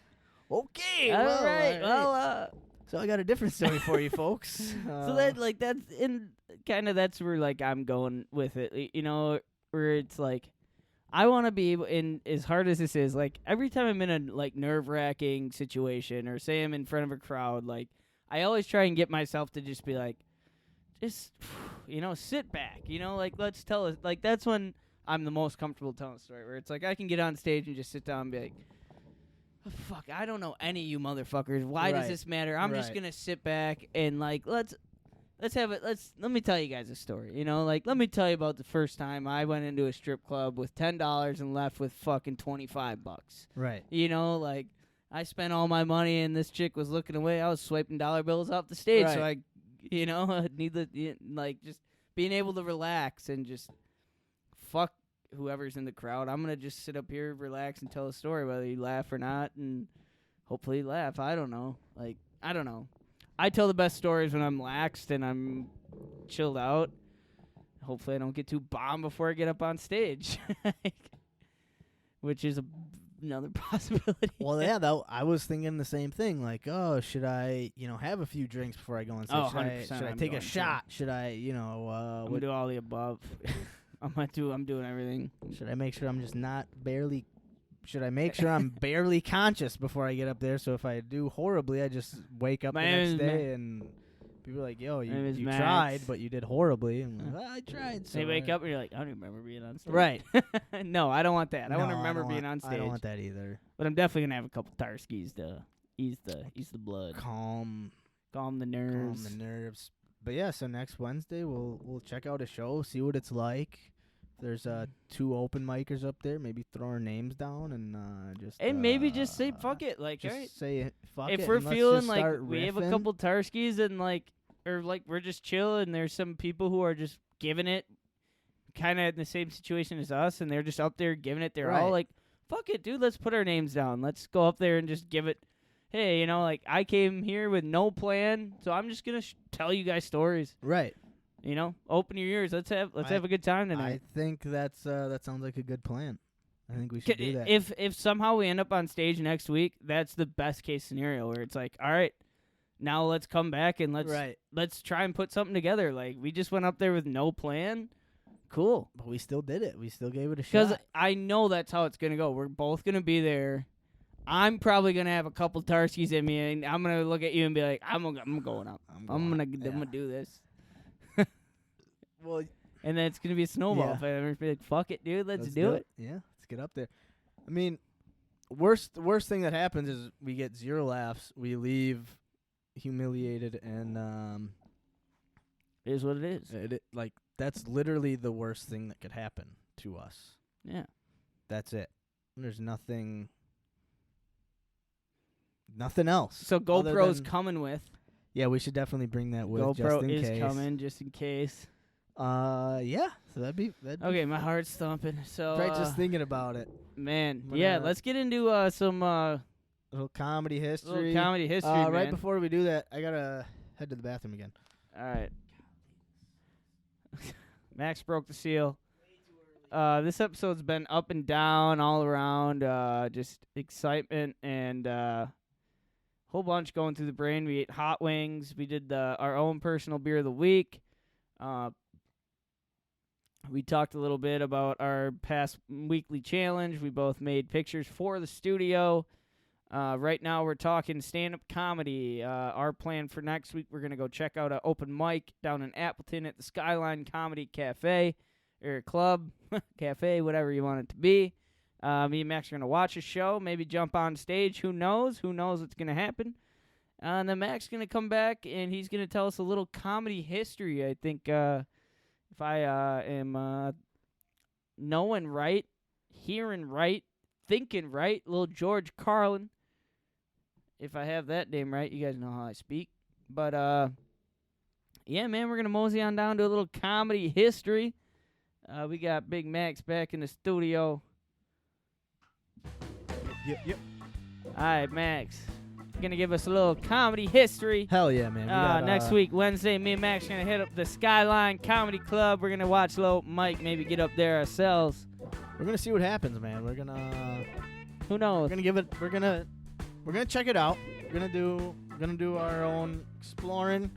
Yeah, and, man. Check it out. But yeah, let's get into little comedy history. And then, probably mosey down to a little improv time. Absolutely. So all right. So last week we talked about comedian Lenny Bruce and how he really kind of pushed the boundaries of comedy and the obscene comedy. He was arrested on stage multiple times, and he was really kind of the first comedian to push back and say obscene things and just kind of be comfortable getting arrested, going back up on stage, saying something crazy, then getting arrested, but really just pushing the status quo and saying, like, no, we should be able to say whatever we want.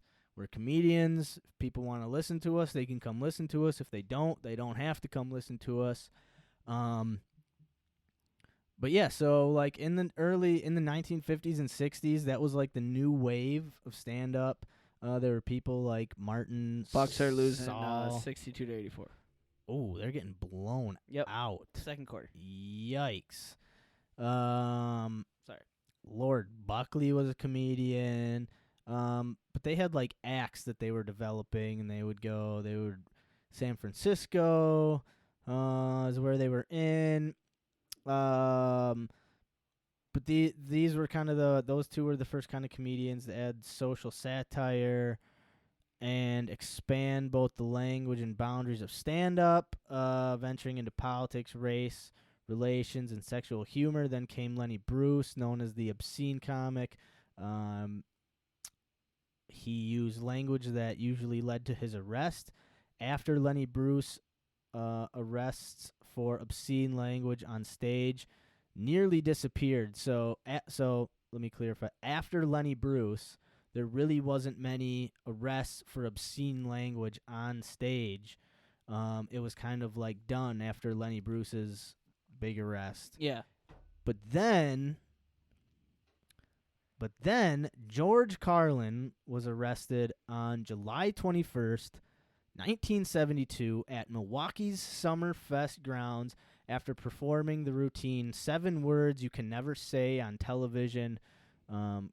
Carlin's act was ruled indecent but not obscene, and the Supreme Court granted the FCC permission to censor in a 4-5 ruling for FCC blah, blah, blah. So it basically, it just was like, yeah, the FCC can censor things, but you can't censor what you can't arrest people for what they say, but you can censor them if you want. You can bleep out words, you can make words that, unrecognizable, but you can't put someone in jail for it. Yeah.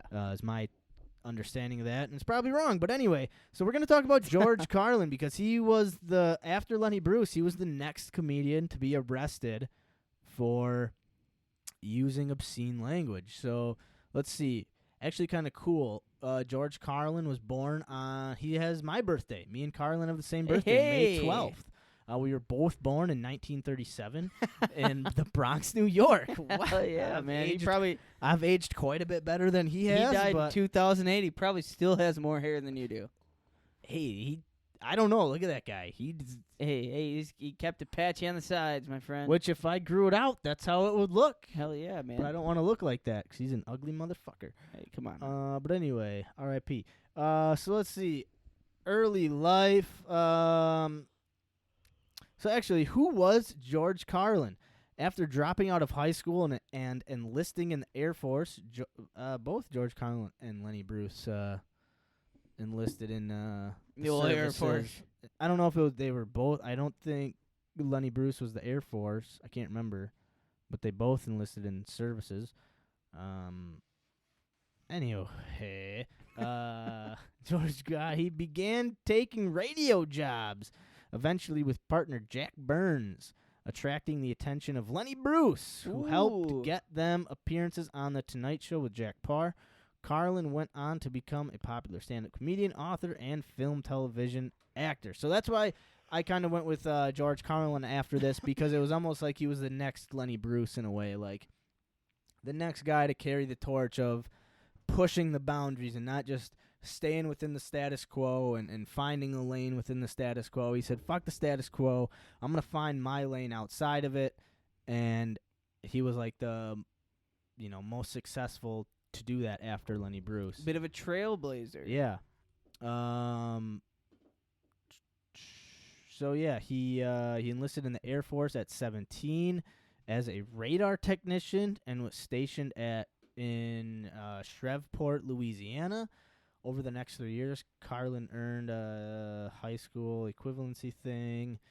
He moonlit as a disc jockey at a local radio station.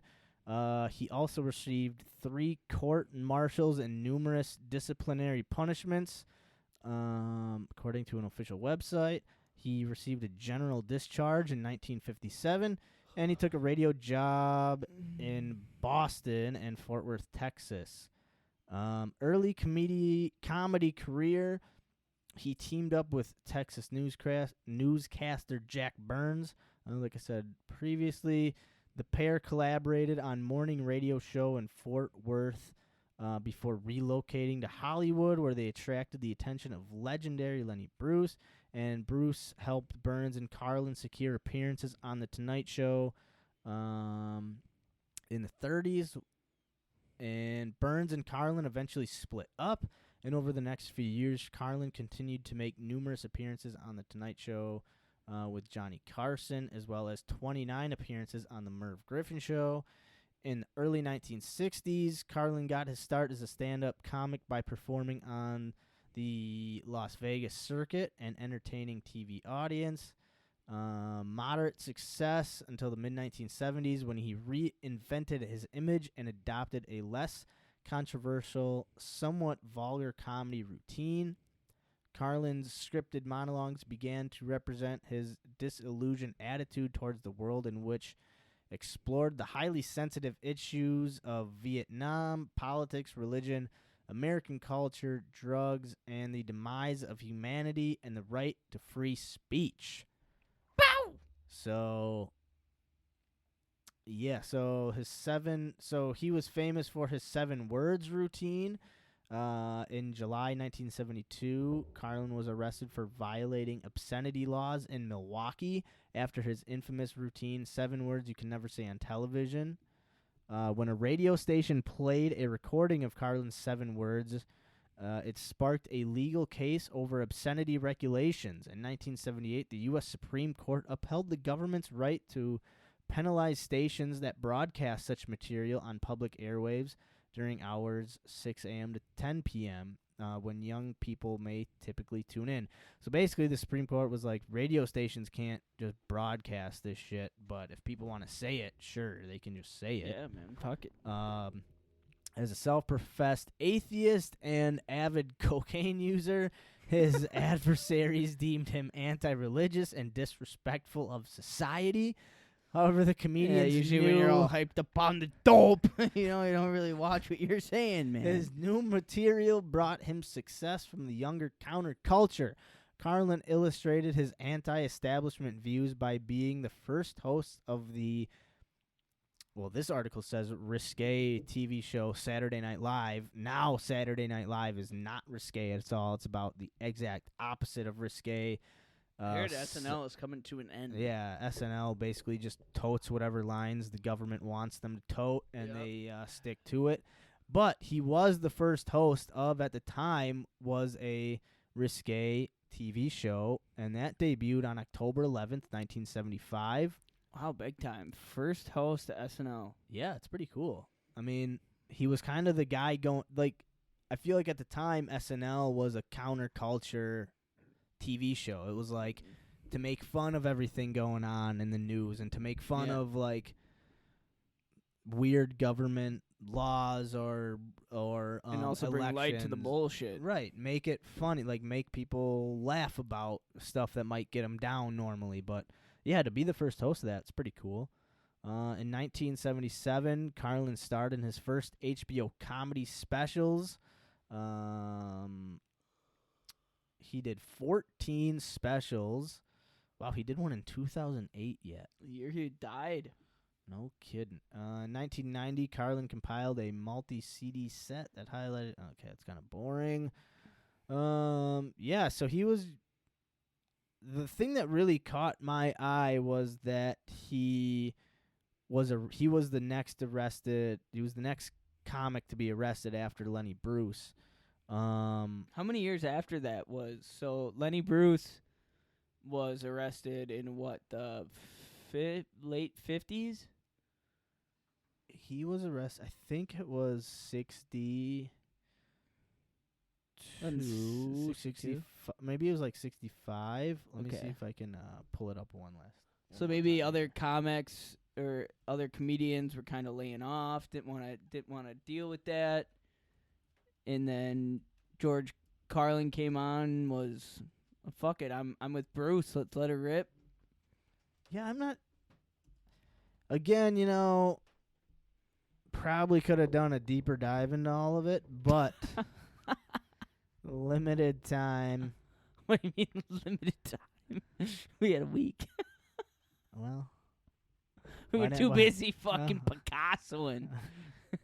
you didn't make legs for the HUA bag toss boards. Hey, limited time, it's only been 3 weeks. And look up the connections between Bruce. I'm making my and own metal for Carlin. these legs, man. I'm boiling aluminum down. You're collecting the cans, boiling it down. Yeah, it's settling right now, Uh, asshole. Let's see his 1964 Bruce. conviction. The fucking So- bunch. It was probably like 1960. In the early 1960s, Bruce was arrested sometime between the. What are you spitting at me for? My Spit microphone. back at you, bitch. I need a new microphone. I've been chewing on it. Anyway. Yeah, I don't know. I mean, they're fucking, one was arrested in the early 1960s. The other one What was a arrested in fucking the early trailblazer. 1970s. I mean, both these two guys just spoke their mind. I think, all right, here, let me tell you a Carlin quote. Let me give you a George Carlin quote and really listen to this quote. The most unfair thing about life is the way it ends. I mean, life is tough. It takes up a lot of your time. What do you get at the end of it? A death. What's that? A bonus? I think the life cycle is all backwards. You should die first, get it out of the way. Then you live in an old age home. You get kicked out when you're too young. You get old enough to enjoy your retirement. You do drugs, alcohol, you party. You get ready for high school. You go to grade school. You become a kid. You play. You have no responsibilities. You become a little baby. You go back into the womb. You spend your last 9 months floating, and you finish off as an orgasm. Wow. Uh-oh. Uh-oh. I'm out. I can hear you. Really? Yeah. You want to check my mic connection? Oh, I bet you that's what fell earlier. Oh, the whole thing dropped. You still hear me? Ah! Ah! Ah! Ah! A little baby! Yeah, I can hear it now. That's nice. That's a good saying. All right. Yeah. So that I mean, the another George Carlin. The planet is fine. The people are fucked. Like he was just a really free mind, free thinker in a time where it was kind of like you go to work, you do your thing, you get up, you go to bed, you blah blah. Hey, here's all you have to know about men and women. Women are crazy, men are stupid, and the main reason women are crazy is that men are stupid. Fuck, he's just a down to the point. Right, to the point. To the point. But yeah, he was the comedian that had like we said, the 7 words you can't say on TV. Can we what are those 7 words? Find that? Yeah, let me see. Let me pull that up. 8 straight sip, but cool it, swallow. Pow. I want to play the video, but it won't play through. Oh, shit, piss, fuck, cunt, cocksucker, motherfucker, and tits. At the time, the words were considered highly inappropriate and unsuitable for broadcast on public airwaves in the United States, whether radio or television. Yeah, I mean, shit, piss, fuck, cunt, cocksucker, motherfucker, and tits. Those were 7 words. God, I love this man. What a good guy. What a guy, During a performance in 1966, comedian Lenny Bruce said he had been arrested for saying 9 words: ass, balls, cocksucker, cunt, fuck, motherfucker, piss, shit, and tits. In 1972, comedian George Carlin released his 4th stand-up comedy album, Class Clown. One track on the album, 7 Words You Can Never Say on Television, was a monologue in which he identified these words and expressed amazement that they could not be used regardless of context. In a 2004 NPR interview, he said, "I don't know that there was a eureka moment or anything like that. On these other things," I'm not going to read this whole quote. This is... We got into the field of hypocrisy where you really cannot pin down what rules they want to enforce are. It's just impossible to say this is a blanket rule. You'll see some newspaper prints. Fuck. I think that's what it is. Fuck blank. Some print fuck. fuck. Some print fuck. Some words put bleep. Some put expletive deleted. So there's no real consistent standard. It's not a science. It's not a notion they have, and it's in its superstition. The words have no power. We give them the power by refusing to be free and easy with them. We give the great power over us. They really, in themselves, have no power. In the thrust of the sentence that make them either good or bad. Yeah. Fuck, cunt, cocksucker, motherfucker, piss, shit, tits, and turd, twat. Hey, and if you don't like it, turn it off. Exactly, put your blinders on, put your earmuffs on, go back under a rock and suck cock. All right, here we go. No, but I think it's important. It is, as controversial as it might be, anyone should be able to say whatever they want without being without being thrown into jail. Now, that doesn't mean people can't judge you for the words you say, but shouldn't mean you shouldn't get your ass kicked for certain things you say, but... Well, maybe you should get your ass kicked. Yeah. But you shouldn't be thrown in jail, and you shouldn't lose freedoms over just words you say. Yeah. So, there's tons of different examples, and I don't know how deep we want to get into it. But I think... Save that for next week. Yeah, but, because there are some... arguments, people should not be able to say these things, but should be able to say these things.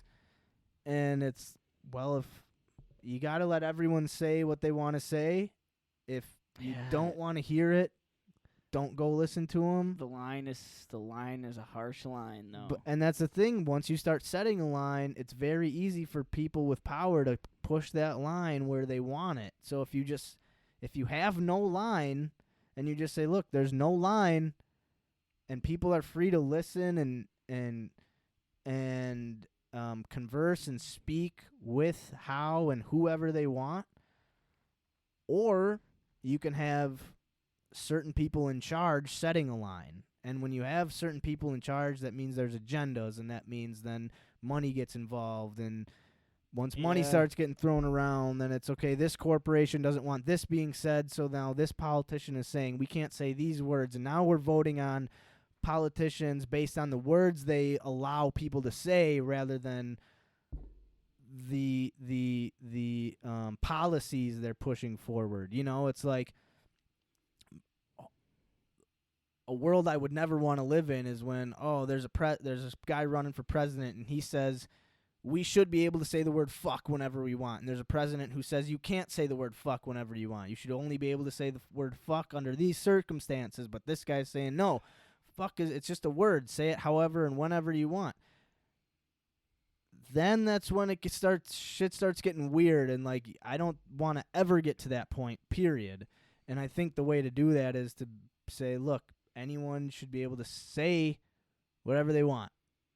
And it's a matter of, if you say something to the wrong person and that person kicks your ass, deal with your own consequences. Now you can go figure it out from there. But if you just say some words and no one says anything and no one pays you any attention, then who cares? Like, what? I don't know. It's a weird line that. It's, I guess, understanding what is appropriate for you as your own being, right, is what is appropriate to say, being the person you are, and what's not, I guess. And some people don't know that line, and I guess it's for other people to judge, I guess. But I don't know. Speech is it's a fine line, my friend. But yeah, no, I just wanted to highlight kind of these comedians who were, I personally feel like, setting the stage for modern comedy, because modern comedy is basically a free-for-all. You know what I mean? Like, yeah, man. You can say anything you want, and as long as you've got a fan base or an audience, doesn't really matter, which I think is the way to do it. Because let's say you're a great comedian and you build up a great fan base, right? And then you say a bunch of dumb shit. Sure, there's going to be a few people that still are like, no, he's still funny, I don't care. But a lot of people are going to be like, just level-headed, well-rounded people will understand that that's not a funny thing to say. Like, yeah, people with common sense will, if you say some just dumb shit, will understand that, like, that's dumb. Like, that's not even funny. There's no comedic value. It's just dumb. Don't say that. And if you keep repeating that, you're going to lose your whole fan base. Now, maybe you can make a few mistakes here and there and then... And pick your poison, I mean. Right. But I think for the most part, like, people are relatively smart and smart enough to understand, like, this person's just being funny and this person's being hateful. Yeah, yeah. And I do think people are well-rounded enough to understand those nuances. Yeah, there's always going to be people who don't and will be like, no, that's funny what he said. Yeah. He called that person the N-word. That's funny. It's like, yeah, nah, yeah. dude, And see, not funny, that's where I though. was getting with my line, what I was saying, where you were saying, like, well, you know, people should be able to say whatever they want without consequence, which is true. It's just, like, maybe not a law enforced consequence. Exactly. But, like, you know. But a social consequence. Social consequence sometimes is worse. worse. Sometimes Exactly. it's more relevant. Is more hurt, more what is it, like, more impactful. There you go. Thank you. Yeah. What is prevalent and relevant differences? Not really sure. Relevant is like if it's with the times. Yeah, with relevant. I'm not really sure. Is that a word? I don't even know. I'm sure it's a word I've used before. It's But no, I get what you're saying. Like, yeah, keep going with that. I'm gonna look up there- relevant. kind of like what you're saying, like us being socially ostracized is worse than being thrown in jail technically. Why? You could go both ways, but I get what you're saying. Like, someone shouldn't be able to just get up on stage. You should be able to get up on stage and say whatever you want. And as soon as words start coming up out of your mouth, and if people are like, yo, this is not what I signed up for, this is ridiculous, they can just get up and leave. They can petition to get their money back. They can start doing a number of different things to show that the person that is making public statements is not a good person, but that person should not just be thrown in jail and locked up and lose their freedoms because of an opinion, no matter how shitty and dumb and unnuanced and uneducated it is. You still can't just throw someone in jail and say, nope, you're an idiot, so that means you now have to go in jail. Like, Yeah. it's just, no, you're an idiot, and now no one's going to listen to you. Yeah. And maybe, yeah, sweet. Yeah. So, Okay, real quick. Okay, so it says, is that relevant, is directly related, connected, or pertinent to a topic? Well, pertinent. Pertinent. Pertinent? Pertinent. Yeah, Relevant or applicable to a particular matter. yeah. So pertinent.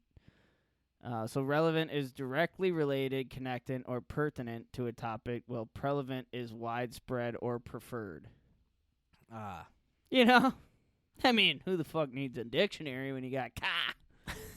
Hell yeah. All right, so, man, George Carlin, I might have to watch a little bit of his stand-up.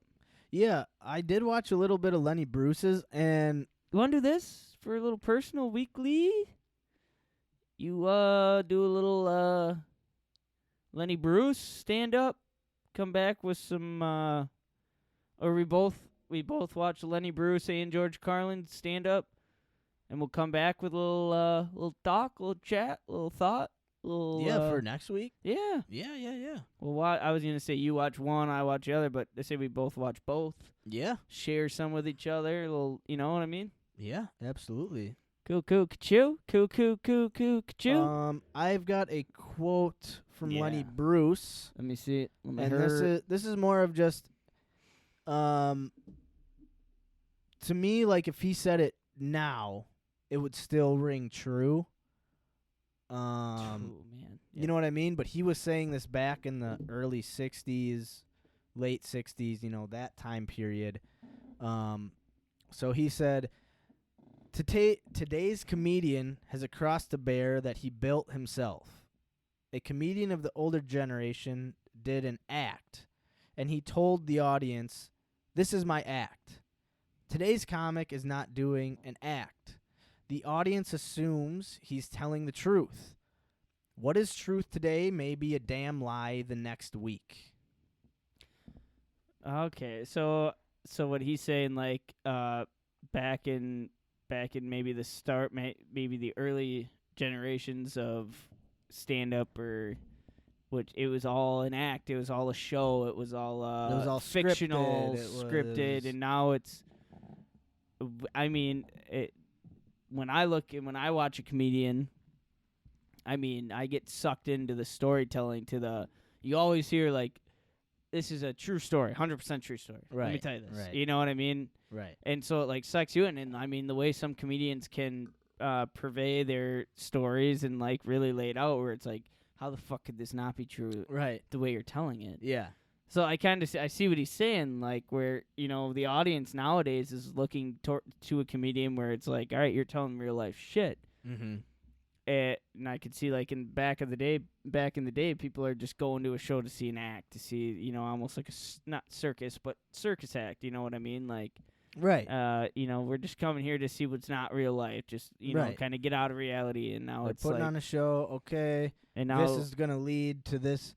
Like, okay, these are all little funny things, and it's going to lead to one big funny thing, and then the show's over, and we get to go and be like, whoa, that was, yeah, that was funny in the middle. I didn't see the big part at the end coming, but wow, that was funny. And it's the same thing every single and night. now, like, today's comics is like, all right, let's make laughter out of the darkest shit that's going on in life, you know? Like, I mean, Dave Chappelle, for instance, is a great kind of example of this for, like, nowadays. I mean, he is one comedian who it's not an act. It's, you know, he puts real life, especially with, like, inequality in the world and real life shit that's going on. He puts that in his act, and it's funny to a lot of people, you know what I mean? Like, but it's real life shit where, like, it's, you know, just like the darkest of the today's, like, social norms, Right. which, I mean, aren't right in some sense, but he makes, you know, he kind of educates you well, making it humorous. Oh, yeah. Where, like, I don't know, I feel like that's kind of, I mean, I don't know, I guess I haven't listened or seen a lot of, like, older school comics, but, like, today what I've noticed is, like, it's making a little bit of humor out of the darkness that's going on, I guess. Yeah, it's finding, you know, the harshest parts of our societies and shedding a light on them. And, like, the best comedians do this, where they find an aspect of our society and they turn it on its head and they say, what the fuck is this? Why are we doing X, Y, or Z? Or why has X, Y, or Z been done? And then they make a funny or a relevant comparison or contrast or hypocrisy, and they weave it all into, like, a joke. And that's, like, the art form behind it is, yeah, anyone can kind of look at society and be like, "Whoa, what a hypocrisy," or this, I can't believe this politician said this. Like, can you believe it? Like, just imagine a regular person saying this. And, like, yeah, anyone can kind of pick those things out, but it's the real great comedians who can pick those things out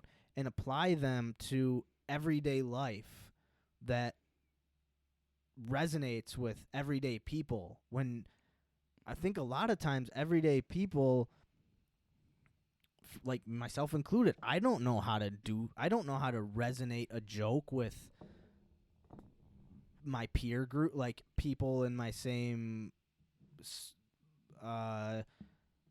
society or community. Like, I don't know how to tell a joke that everybody can laugh to, but yet, like, these comedians do that, and that's what makes them so popular, is that they can take those weird aspects of society that everyone can kind of see and everyone can kind of put a finger on and say, yeah, that is a weird but nobody thing we do. Talk about it. No one can talk about it, or no one can make it understandable or relatable. They can just say, like, that's weird, but I don't know how to break it down fundamentally. How do I understand that if I haven't lived through it or experienced it or, you know, seen it firsthand? And that's what these comics, the greats, do. Dave Chappelle, he flips things on his head and says, you guys looking at it like this? Because this is how you should be looking at it. And then they tell a joke on top of it. It's not just, again, anyone can kind of flip something on its head and just say, look at it from the opposite perspective. It was like the Chappelle Show.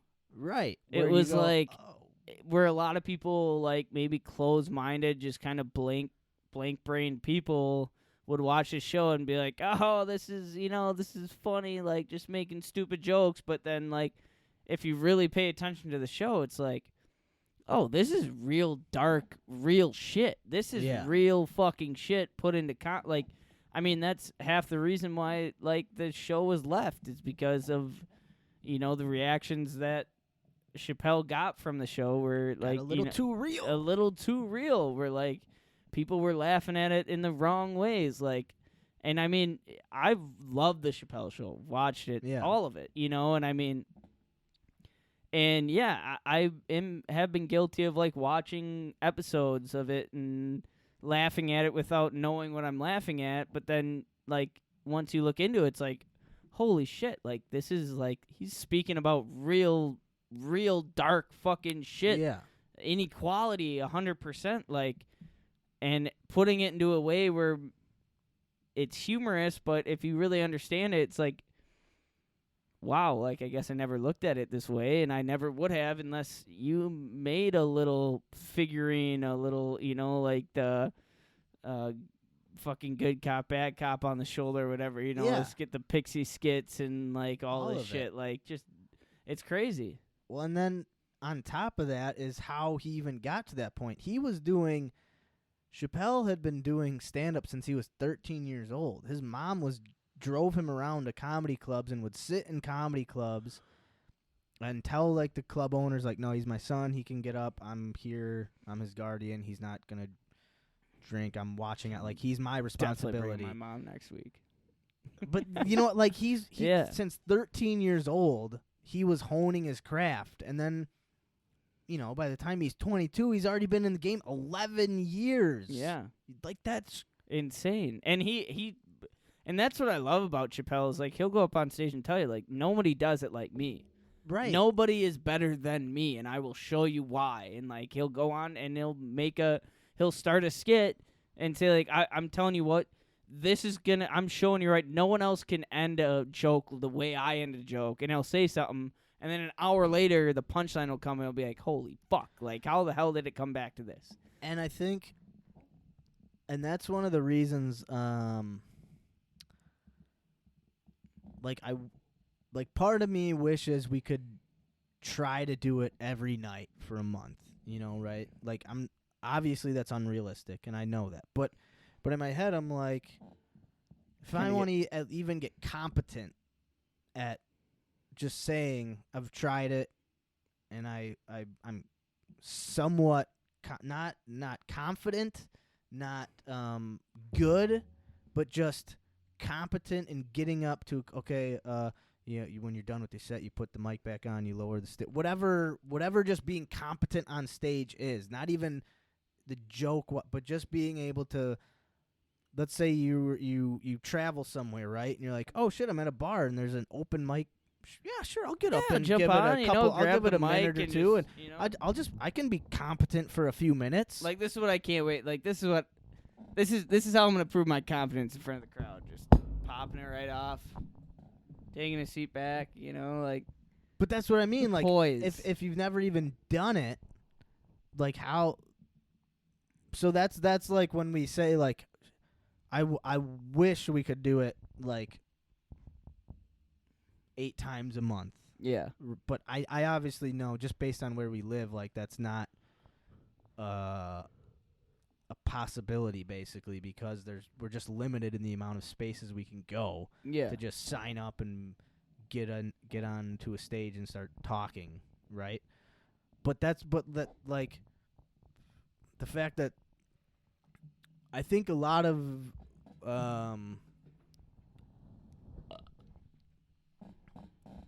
like tough, hard jobs or rewarding careers are, like, lost on people in the fact that you have to put in so much work before you even get to the rewarding part. Yeah. And that's something that I struggle with, like, I Yeah. think, like, I've been doing this for 2 years. Why am I not being respected or getting this raise or getting this promotion? It's like, dude, it's been 2 years. Like, what do you? Yeah. So It's being I don't know, being comfortable, being competent where you are at the moment, like accepting the fact of that you're not going to be the greatest right now, but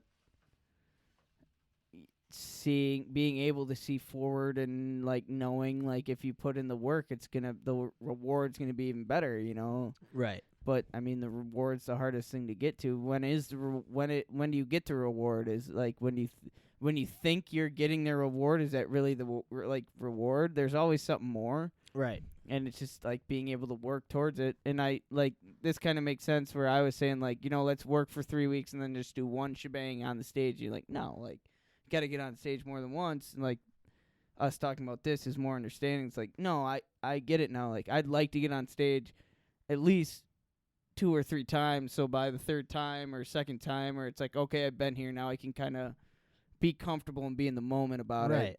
Instead of just doing it once, getting up, getting down. It's like, oh, being able to go up a 2nd time, be like, oh, I've been here. I bombed the 1st time. How worse can it get? Who cares anymore?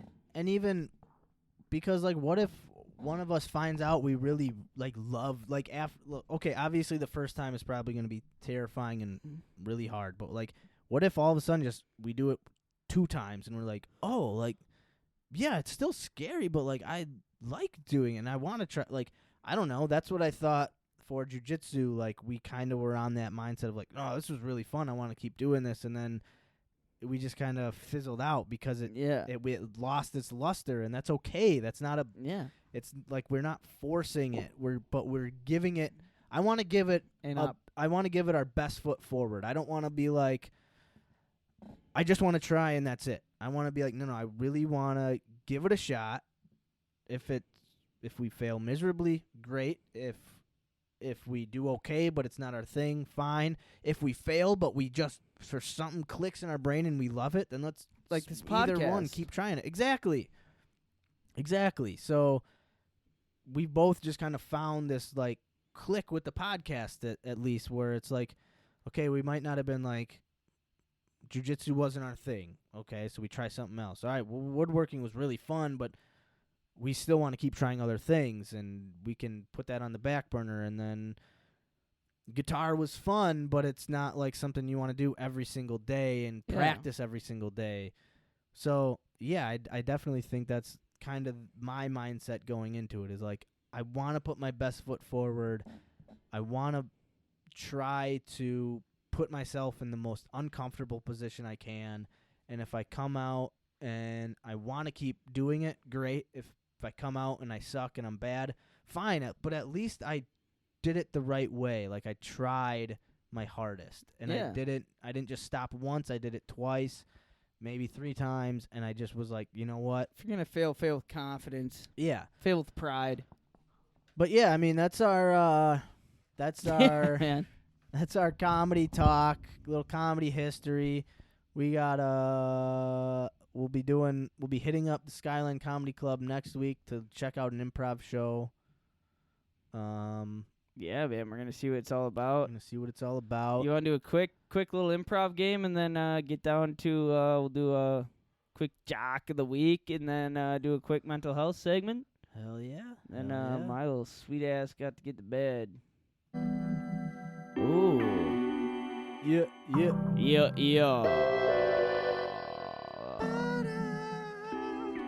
Hey. Ooh. Hey. We got it going on. Gonna do some improv. Yeah. Mac's hair is really long. Wish. Jesus Christ. Let's start this off with something nice. Ladies and gentlemen, this is episode 32 of Host Accountable. We talk a little George Carlin. Yeah. Improv games coming up. We're gonna do a little improv. Only ask questions.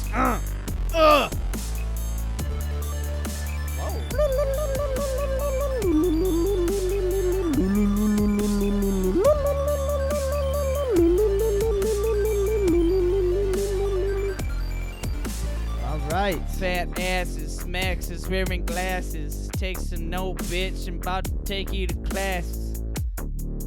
Alright, man, we're gonna do some improv. It's kind of nice, man. I had a flow going. Max, introduce what the improv game is this week, my Bald friend. head, my blunt's taking ashes. All right, anyway. Improv game, so we can only ask questions. We got to figure out a scenario. What scenario are we going to think Let's of? do a scenario. Why would we do that scenario? What? Oh. Were you only asking questions? Yeah, I don't know. What do you think I was? It kind of sound like it, but You're not too good at this game. Not too good. All right. We got to come up with scenarios. So last week we had a funny scenario of we were a lifelong Packer fan, and we were being drafted in the NFL, and we thought the Packers were going to draft us, but the Bears drafted us. The gross Chicago Bears took us, and we had to play the ABC game, which was you could only start your sentence with the next letter of the alphabet. That was pretty fun. But this week we're gonna do a couple married for 50 years, and the wife finds out the husband has a kid from a previous marriage who is 47 or 35 years old. Whoa, okay. All right. So the husband has a kid from a different marriage, and the kid is 35. Yeah. So husband and wife All married right. for 50 years. On their anniversary, the husband On the anniversary. anniversary, the husband On like the the waiter 50-year anniversary. the waiter is the husband's 35-year-old son. All right. So I'll be the wife. I'll be the husband. All right. You can only ask questions. Only ask questions. We are at the I'm gonna- finest steakhouse in in New Hampshire. New Hampshire. I'm gonna drink the finest Busch Light in the fridge. I gotta end it with water.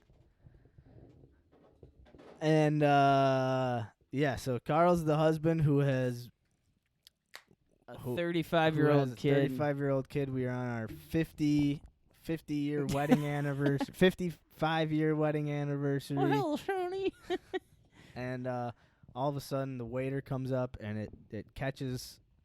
Well, we'll see how it goes. Who's gonna play the waiter? I can do both. I was gonna say we can figure out who we could. I mean, yeah, we Maybe it's not the waiter. Maybe it's just the husband breaking it to the wife. Like, for our 50th wedding anniversary, I got a surprise for you. yeah, or This is Sam. okay. Here, how about this? We don't know how the kid is gonna get the 35-year-old kid is gonna get brought up, Okay. but at some point it'll get brought up and Okay, so we don't have to play the kid. right. Yeah, we don't have Okay, to play. We'll okay. just ravioli looks good. What are you thinking about? I'm thinking spaghetti and meatballs again, honey. Oh, wait. All right, so we're only asking questions. All right. Take two. Take two. The filet mignon looks tasty. What are you thinking? Do you think these meatballs are big enough for my bowl of spaghetti? They probably are, but you think they're homemade? I'm not sure. How do you think we made it 50 years, honey?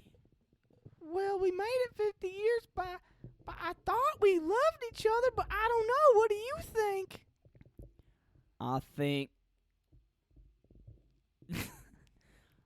Do you think you know everything about me? Well, of course I do, you silly goose. Do you know everything about me? I don't know if I know everything about you. Do you have other kids other than our kids, hon? That's such a silly question. Of course not. Why would you ask me something like that? Why do you think I'd ask you something like that? I really don't know. That's why I asked you, you big hunk of a man. Why, quit playing with my emotions like that. Why you doing that on our 55th anniversary? You want a great surprise? Well, no, I do not want a great surprise. I want a nice steak dinner. I want a mashed potato. I want a salad. I want a glass of wine. I want Why to go you home. want Why sa- are you asking me these questions? Why do you want salad? Salad? Why do you, of course I want, it's my favorite thing to eat with my dinner. You do not know this about me? What is wrong with you? Do you think you know everything about me there, Betty? You've asked me that already. Why did you ask me that twice? Are you ready for what I'm about to tell you? Am I? What could you possibly tell me? What is big and tall and 35 years old? Well, it's certainly not your dick, so I don't know. What could it be? Honey, do you want to meet my long-lost sin, Jet? You have a son named Jet? Do you remember when I banged Suzanne after our honeymoon 55 years ago? Well, then he would be 55 years old, not 35. Do you know how to do math, you big dumb idiot? Do you know how I think, Betty? I know you're a drunk. How many beers have you had tonight? I don't know. You think I had enough beers to make up my son Jet that I had with Suzanne? Suzanne? I don't even know any. So who is this Suzanne you keep talking about? Do you remember our 20th anniversary after we had wine and steak and pork chops over at Tucson's? And we met that nice lady, Suzanne, who was our waiter? Oh, dear me. Of course I don't remember that night. I was blacked out. Don't you remember? I don't remember because I was in the bathroom. You remember when I was in the bathroom with Suzanne? Well, if I remembered you were in the bathroom with Suzanne, I wouldn't have asked you that question. How dumb do you think I am? Well, I started thinking pretty dumb. But do you remember when me and Suzanne got done banging in the bathroom at You Tucson? banged a girl named Suzanne in the bathroom? She said, I got a jet. And do you remember how my 35-year-old son's name is Jet? No, I don't remember. I didn't even know you had a 35-year-old son. What are you talking about? Well, do you remember?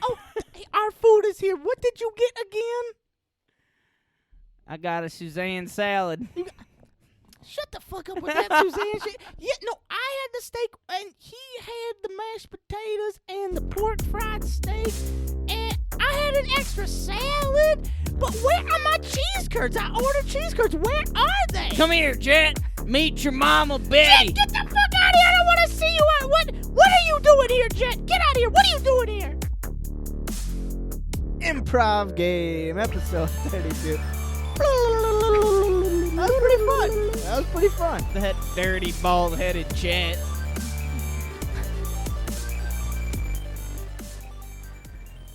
Betty had no idea. No clue. He didn't know what he was walking That into. dirty skank Suzanne. What a whore waitress. Benny the Jet Rodriguez. Popping out of my ball sack. In and out. In and out. In and out. In and out. In and out. What are you going to do? Stealing home. Here we go. Stealing home. Jet.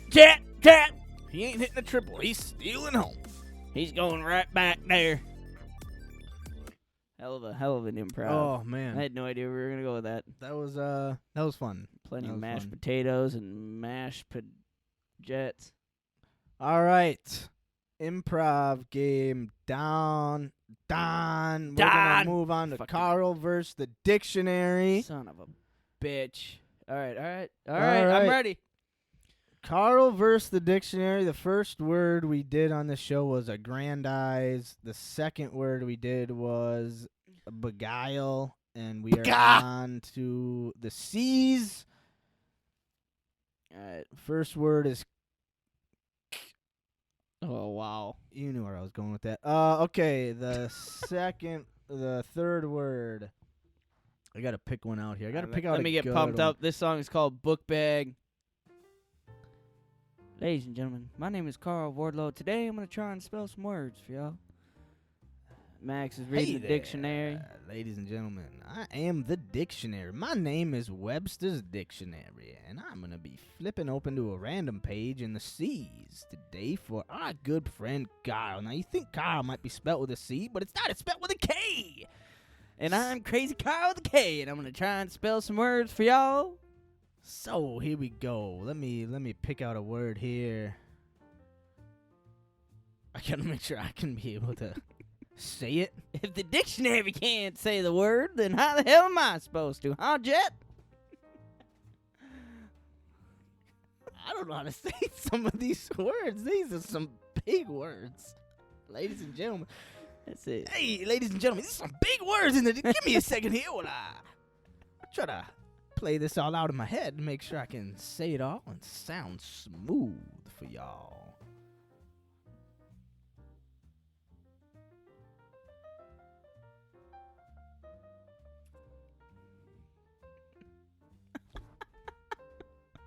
You got your glasses on, bro.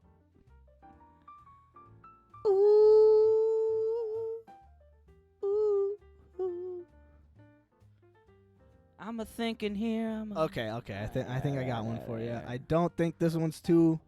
I think you're gonna hear this word and be like, okay, I've seen this word. Yeah, I think I've thought that about a lot of words.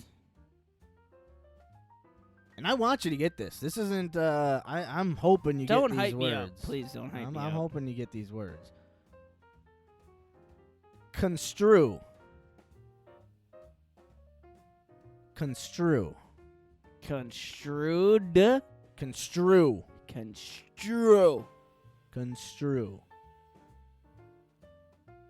So you can start one of two ways. You can start with the spelling or the definition. Which one?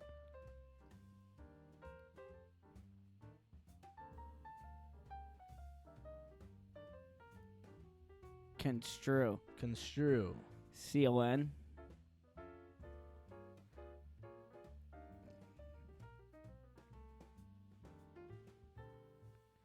Construe. C-O-N. S-T. R-O-U-E. Or just R-O-U. Shit. Was that so close? close. C-O-N-S-T-R-U-E. Ah. He had an extra O in there. You were throwing an O in where there was no O. Is this like to determine or to assume? Like I construe to like assume to identify your point of view in a sense, I guess. I think you're kind of on the right track. I know what construe is. I've heard. I guess I don't. I but think if you read it in, I construe that. So here's the example of this website. Can you use it in a sentence first, so then I can maybe? His words could hardly be construed as an apology. Okay. So like hardly an interpreted as an interpret. So okay. Say damn it, that was George Carlin's words could be construed as harsh, gross, disgusting, or they could be construed as progressive. That was probably the easiest one to get. Well, you know, I mean, there was some. I'm not gonna lie. Some of these words, give me one more. Just one that you can hardly pronounce. Okay. Construed. I know. All right. I don't. Well, no, I do. Circumlocution.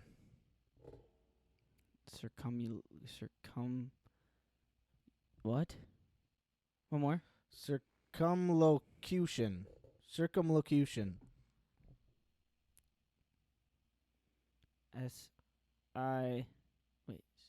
S-I-R.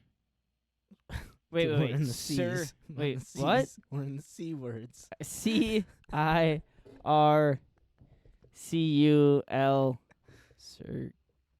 C-I-R-C-U-M-L-U-T-I-O-N. You're actually not that far off. Wait. Circumlocution. I-R-C-U-M-L-U-T-I-O-N. C-I-R-C-U-M-L-O-C-U-T-I-O-N. What does that mean? Circumlocution. Expressing someone in an indirect way. Example, his admission came after years of circumlocution. See, that's a word I was like, I don't know how to pronounce that word. I can't say that. Ladies and gentlemen, this is another day. I did lose. Kärel versus the dictionary here, ladies and gentlemen. Kärel lost the big time again, losing to the word. Can you construe? Construe. Kärel might construe these words as negative, but I construe them as a learning experience. Kärel is failing miserably, but he is attempting greatly. This is episode 32. Hold How us do you accountable. circulate? On episode 32, ladies and gentlemen, Hey, let's mosey on down to Coming Joke at of the ya. Week time. we got a joke of the week coming for you.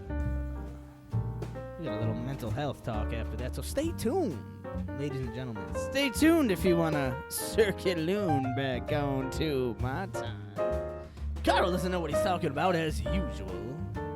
But stay tuned for a joke of the week brought to you by Kärel and a little mental health talk where we will break down a mental health quote We will circulate. with a circumulation all around that mental health quote. Masturbation. All over that health quote. Mental health quote. Play that piano.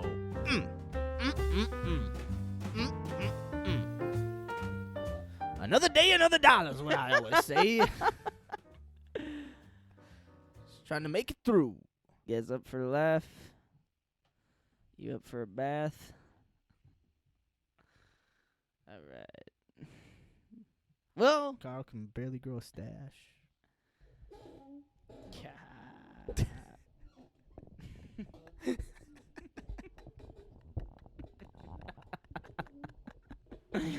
Hey Max, what's the difference between being kinky and perverted? Shit, I don't know. You tell me. Hey. Kinky is when you tickle your girlfriend with a feather. Perverted is when you use the whole bird. Ladies and gentlemen, that is episode 32, Joke of the Week.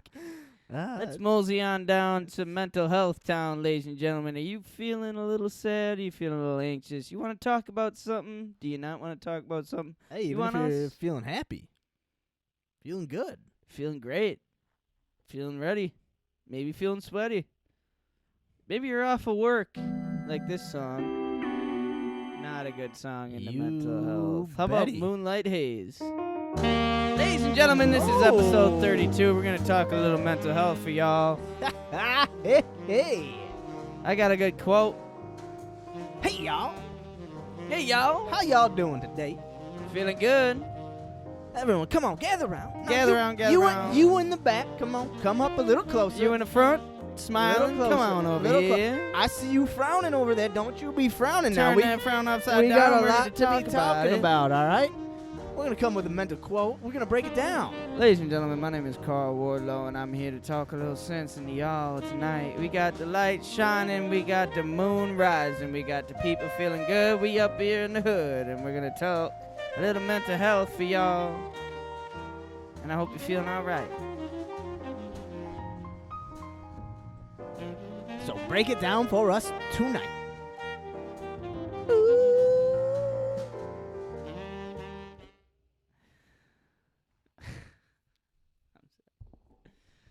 Oh, I lost my place. You don't have to be I already read that one.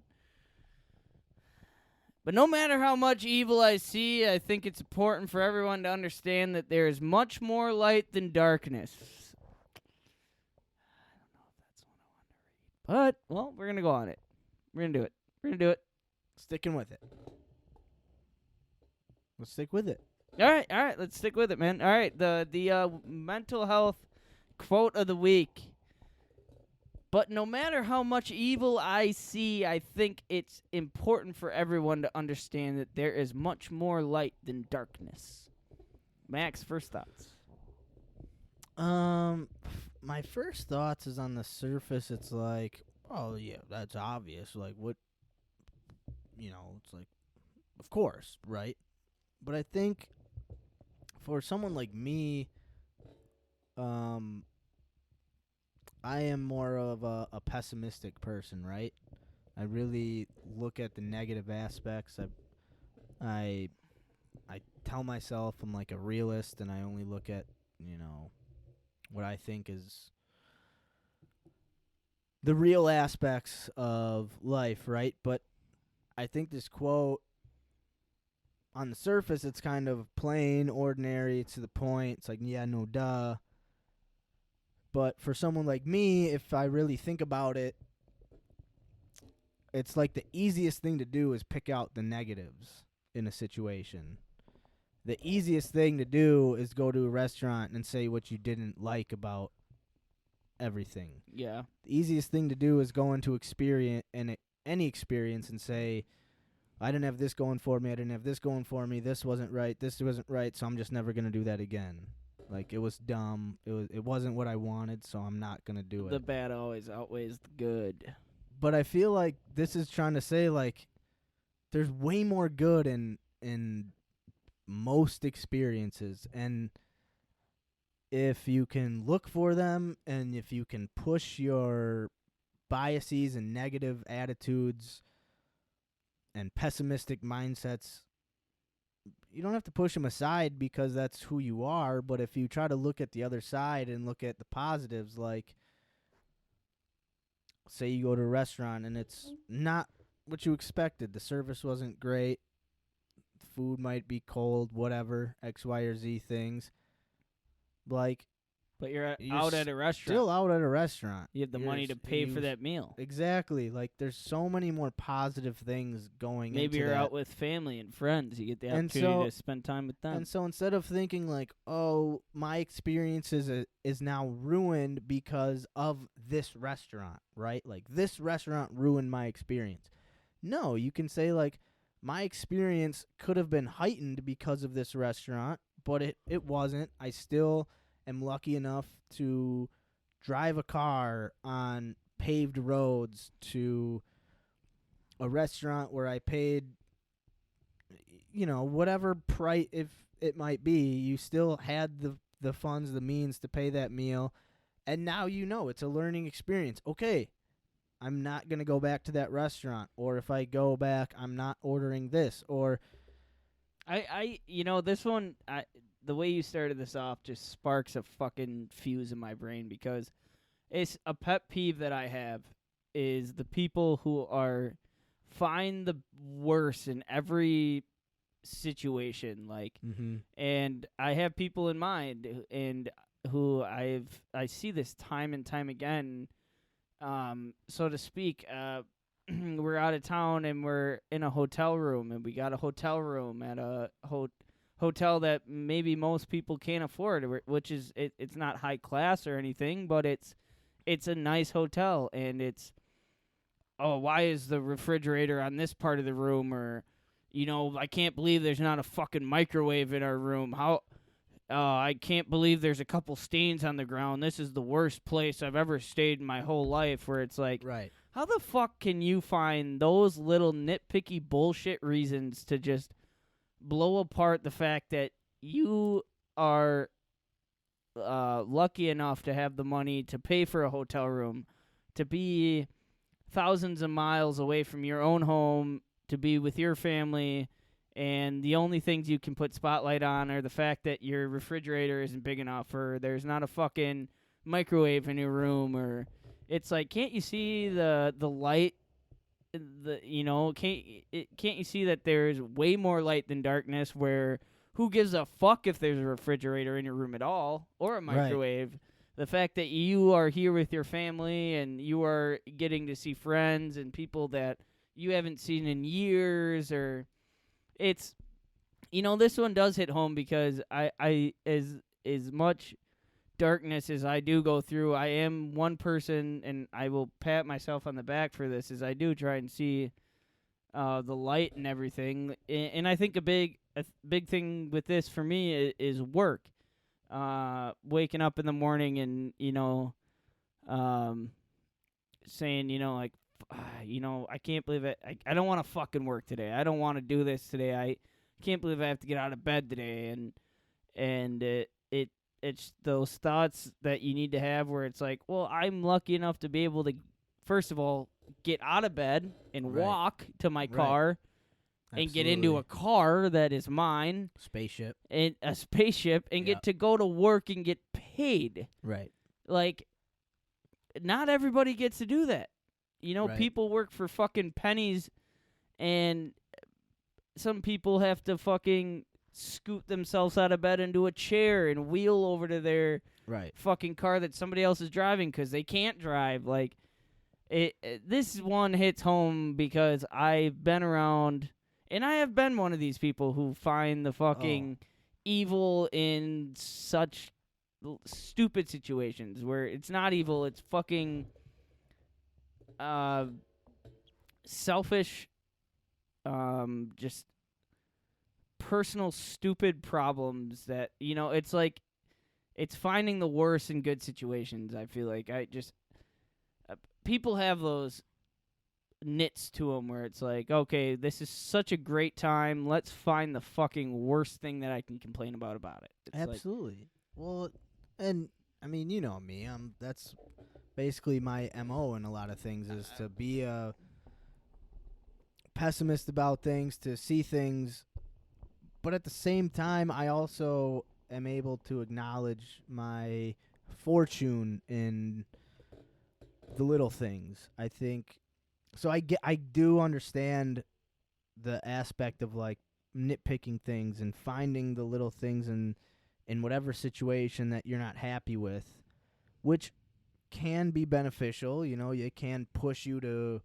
to work harder in certain, like, say you're working in a job and there's a lot of things you don't like about whatever job you're in, and it pushes you to like try to improve those things and reach out to a manager and say, hey, I'm trying to work on, I noticed these flaws in whatever you're working in, and this is what I think we can do to improve it. And who knows, maybe your manager goes, oh my God, I never thought about things like that. Like, thank you for pointing that out. And it leads to more advancement in your life. Like, those can be ways to look at a situation negatively, but then to go, okay, how can I make these things positive is a whole nother aspect of it. And I think that's not easy for myself. I'm not good at doing that. I'm good at just picking the flaws out. I'm good at just going into a situation and saying, wow, look at all these things that suck.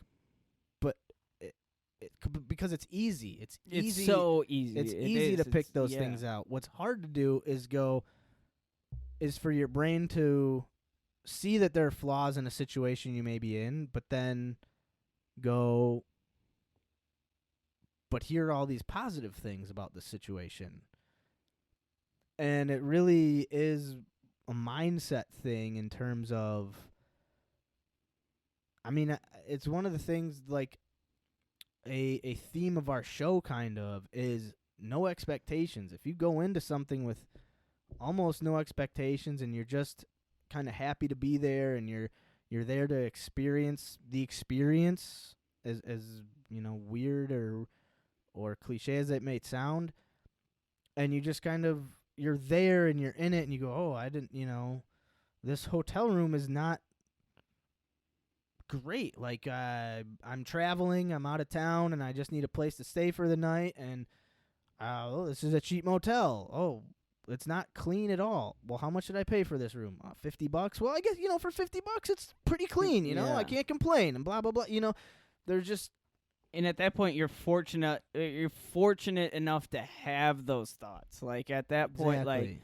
you have experienced something nicer than that. You know, like, Right. to some people, that $50 hotel room is fucking luxury. Right. You know, and to you, Or- and I mean, I think that's where people get stuck, is because some people are so used. Okay, so here's a complaint I heard this weekend at a hotel. And where we were staying, it was like kind of like a college setting with dorms with, like, so there was 4 hotels in a circle, all owned by by Marriott. Okay. But it was like the Country Yard, Midway, like 4 different whatever. right. We were staying in one, other people we knew were staying in the other, and a person who was staying in ours was complaining about the fact that they didn't have a Starbucks that opened as early as the other Oh. hotel had. Sure. Their Starbucks opened earlier. And Okay. somebody looked at me and was like, that is fucking white people problems. And I kind of chuckled and thought about it and was like, oh, like, what do you mean by that? Or, like, kind of. And they kind of explained it like, oh, I don't, like, necessarily mean, like, because you're white, you're going to think like that. But they're like, those are like first world people problems where it's like, some people are waking up thinking like, oh, they get their meal first. We don't get our meal till noon. That's our only meal. First world people are thinking like, oh, they get their coffee at their Starbucks in their hotel brought to their room first. We get ours an hour later. How fucking bullshit is this? Fuck this place. This is bullshit. So, like, it started with like, oh, it's white people problems. But then they're like, oh, it's like first world problems where it's like, you're so blessed to have everything at the fucking tip of your fingers, where as soon as something is a tad out of reach, it's like the worst situation.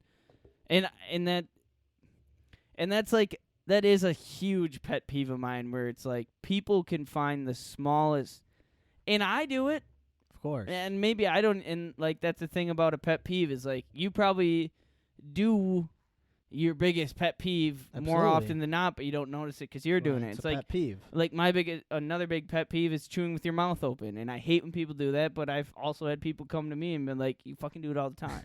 Yo, dude. Like, yeah, exactly. Yeah. But it's like little fucking where it's like, how do you not see all this light that we have, and like, how is that your darkness? Like, can you not find anything like reasonable to bitch about, where like your Starbucks didn't open for another half an hour and that's your fucking problem today? That I do think is ridiculous. I do think the complaining about when things open is Okay, yeah, and but one thing that I've always, and this is a little bit off topic, is the first world. It like, oh, it's a first world problem. Like, but only first world people say that. I guarantee you. absolutely. I guarantee you, there's nobody living in the third world who's like, it's a fourth world oh, problem. that's a fourth world, or oh, that's just a first world problem. To them, that's probably just a problem. We don't like. There's such a contrast in lifestyles that I guarantee if you took someone who was living in the third world, you brought him to the first world, and you had him live for a week, and then all of a sudden, you just sat him down on a couch. You're like, hey man, like, this is kind of the first world. Like, you don't gotta really do much for a week. Just hang out, watch some TV, eat some snacks. Like here. Like, this is kind of how I live, right? Yeah. Like, here's a fucking bong, smoke a bowl. exactly. The day, And then kick all of a back and sudden, relax. the cable goes out after a week. That person who used to live in the third world now is in the first world is gonna be like, yo, what the? This was working perfectly fine for a whole week, and now it just stopped. What the fuck is going on? I guess it's. And like, then they go, and then someone goes, dude, that's a what are you complaining about the cable for? Like, what? That's such a first world problem. Then the person who's from the third world goes, what well, do you, yeah, I know, but how do you make me so accustomed to I this? And then was I not paying for cable, and now it doesn't work for like. I like how I'm happy you said it that way. I just don't think we should put like first, third, like no. That's just an unnecessary issue. That's not a problem. It's not. Yeah, it's that's not a problem. It's not this person versus that, because we start like pinning people against each other. Like, oh, a first world person is different than a third world person. No, they're the same. They're just accustomed to what's the word? Not tradition. Norms or shoot. Why can't I think of the word now? A routine. They're just accustomed to a routine. If a person in a third world is pushed out of their routine that they're just accustomed to every day, they wake up, they do X, Y, or Z, and then something throws them off, they're gonna get frustrated. They're gonna be upset. They're gonna be mad. They're not gonna think like, oh, it's okay, I'll be fine. No, it's their routine. It's what they're used to. They're accustomed to. Their lives, their livelihood. Yes, it's more drastic and dramatic. I think it separates like the needs from the wants. Exactly. So like, you want your Starbucks to open. Should you complain about it? Absolutely not. But should you also compare it to someone who doesn't even know what a Starbucks is? No, like You- yeah, I don't agree with that. I don't like comparing things because no one lives the same life, like anywhere. It's not like. but I understand that saying in a sense. But I understand the absolutely. first. We're like It puts a check on, dude. This is not a big problem. It's basically what it's saying. It's not a problem. It's an Inconvenience. inconvenience to you. That's what it So is. let's Like, not. a problem is like, oh fuck, the river dried up and we can't drink water Yeah. anymore. Where it's like, Like, oh the shit, sanitation plant is down, the and Starbucks closed today. I have to make coffee today. right. You know, like it's like it's an inconvenience to you can be like not a problem to somebody else can be a catastrophe to you, where a catastrophe to you can be like just not even a thing to somebody else. Where like I don't know, it's like you said, it's two different worlds, and it's routine. It's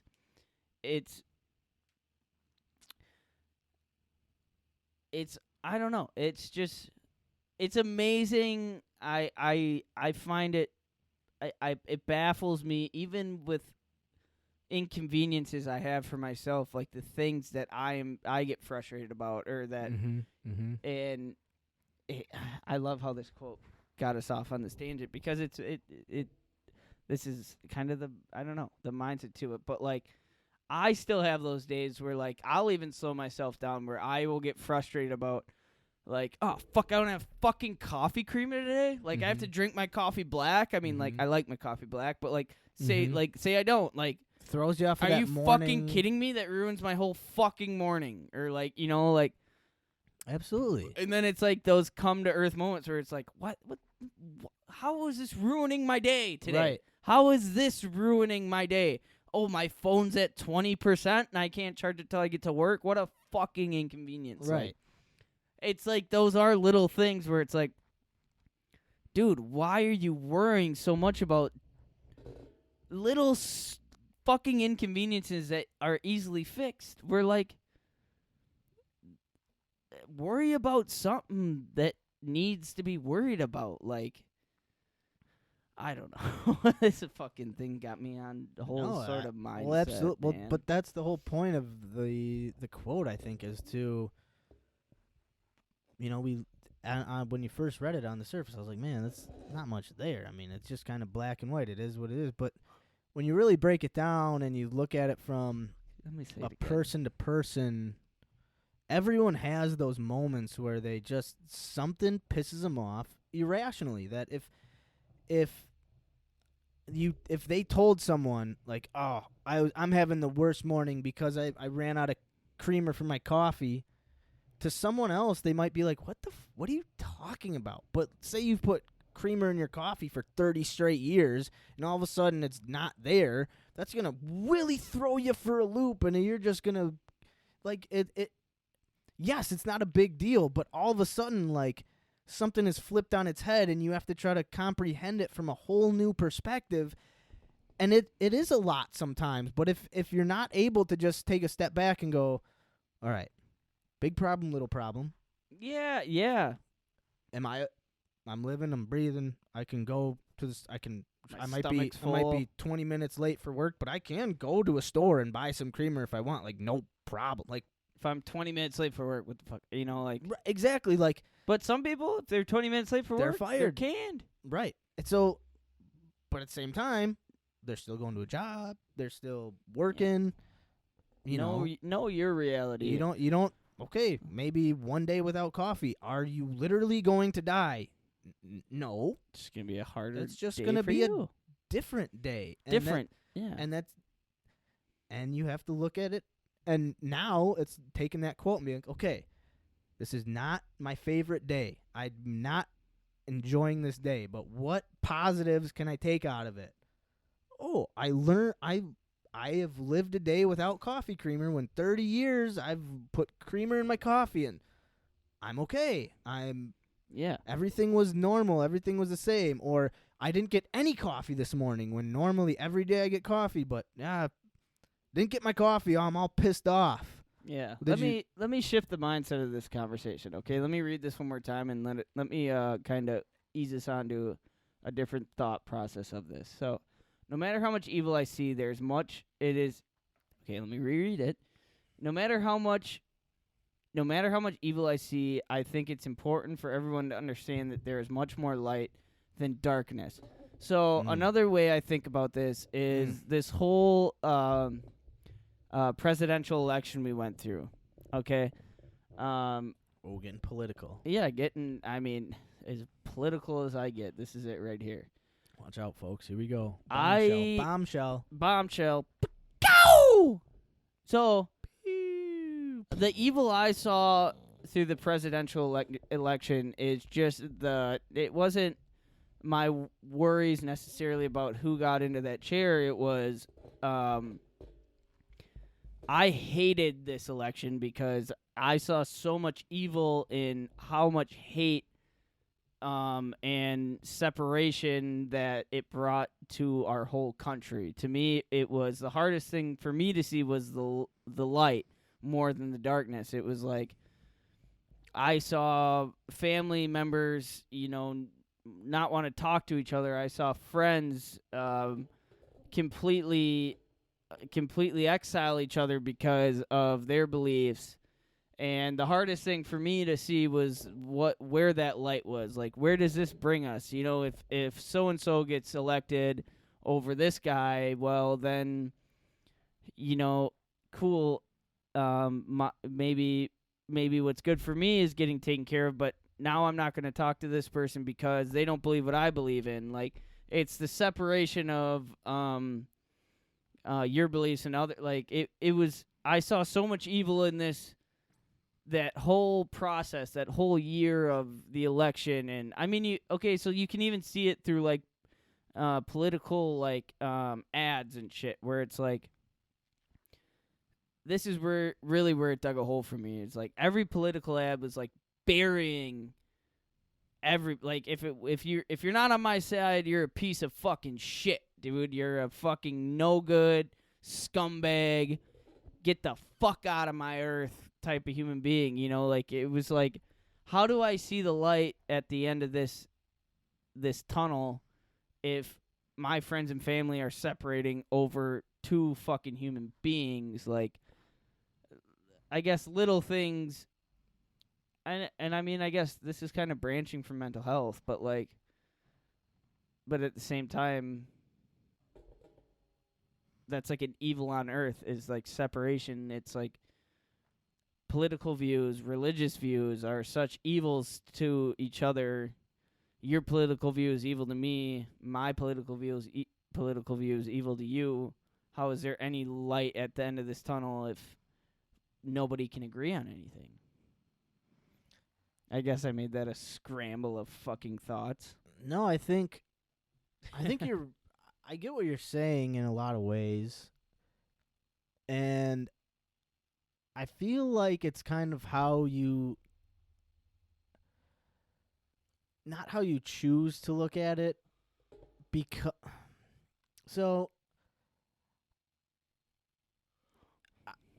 like with the political stuff, like we were, and the advertisements, it you see an ad and the whole point of the ad is to make you pick one side or the other, right? That's the whole point of an ad, is to say this side is better than the other. But if you can see an advertisement on TV and you go, oh yeah, like fuck the other side, but then if you're able to just say, like, what, but the other side is doing it too, so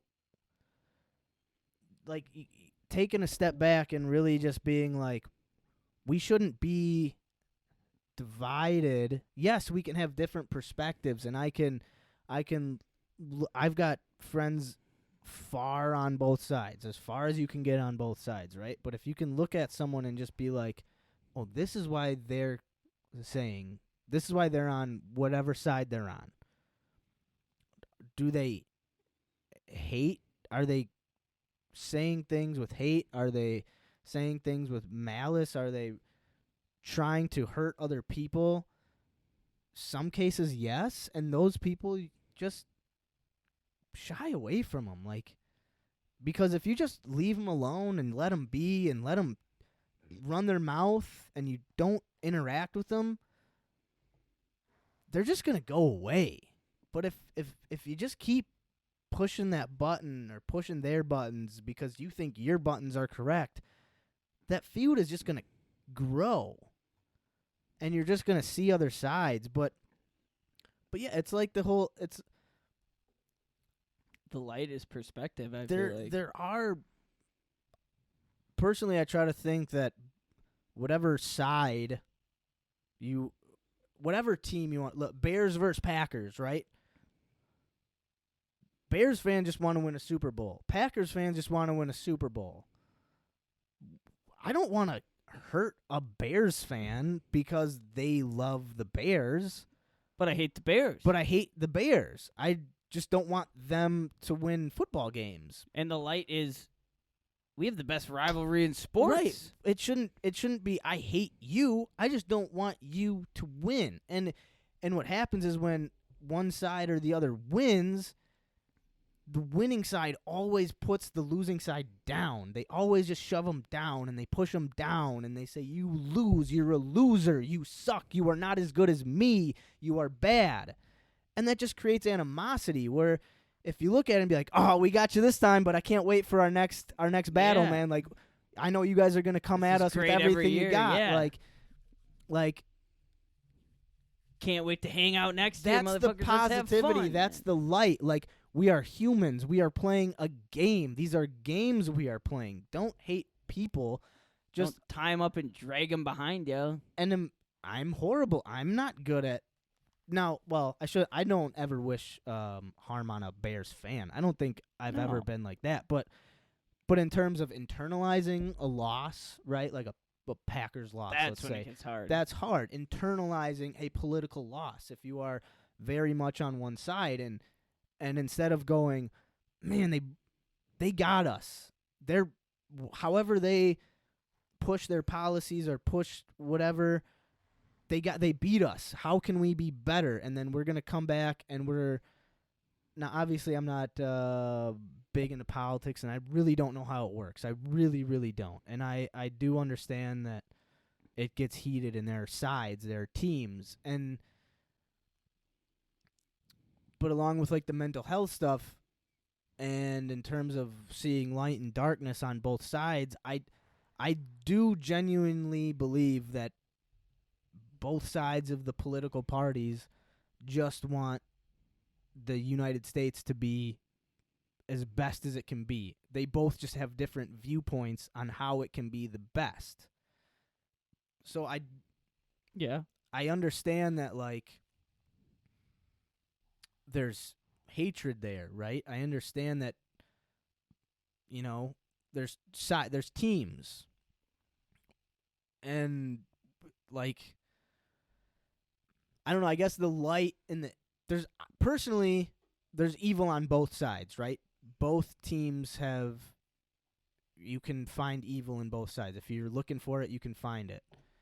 But it's the same thing. If you're looking for light, you can find it. Like, there are good people on the Republican side. There are good people on the Democratic side, or whatever parties on the Libertarians, on the Independents. There's good people, and for a person like me, who at this stage in my life, I'm not going to go to school and be a politician and get a degree in politics or whatever, and I'm not going to make a difference in public policy, and so I just have to accept the fact that there are good people and there are bad people.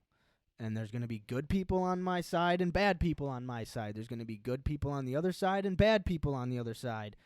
And you just have to embrace the positives, hope that the negatives get changed and get realized.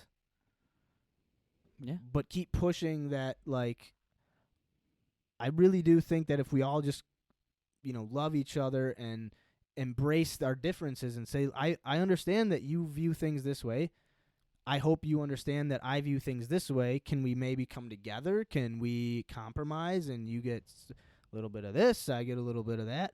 Now, has that really ever happened? No, because it's just teams. Will it ever happen? Probably No. not for a while, but it is just that, like, I win, so I push you down. Now you try to win just so you can push me down. Okay, let me bring this down one more notch to kind of where this whole aspect should be coming from. So I'm going to read it one more time and bring one more wave at you. No matter how much evil I see, I think it is important for everyone to understand that there's much more light than darkness. So let me bring this to a mental state where I have faced my demons more times than I have wanted to. I have seen the world as an evil place, as a place that takes people for hostage, that takes me. I think I have sat many times thinking this world is unfair because of the thing that's happened to me. And it's took a lot of digging for me to find light out of that darkness. And I think what I believe this quote is trying to say is that, life, and like we were saying earlier, it's so easy to find the bad in things, and instead of finding the light, it's so easy to fucking find the bad parts about life. And I think for me the most rewarding parts about life is going through the darkest, most evil, terrible times in my life to come out at the end of it, whether it was a day later or 10 years later, and sit back and be able to say, well, I wouldn't trade those dark times for anything because they got me here, for example, I've gone through times in my life where, while I was going through them, all I wanted to do was wake up and be like, okay, pretend it was a dream. Oh, I never went through that, the worst times of my life. But 10 years later, after the darkest times of my life, I was able to sit back and think, okay, well, this brought me here. This brought my family here. This was able to strengthen me. And this thing that drove me into the dirt and made me depressed and made me feel like a piece of shit and made me feel terrible about myself, 10 years later, I realized it was just making me stronger, making me closer to my family, my friends, and maybe I do still want to trade it for something, but at the end of the day, this evil that I went through, the evil that I have seen, has shown me a little bit of lightness. Like, it to me, this quote says, as shitty as life can be, it's always preparing you to kind of dig out of that darkness and see a little bit of light and kind of explain itself in a sense.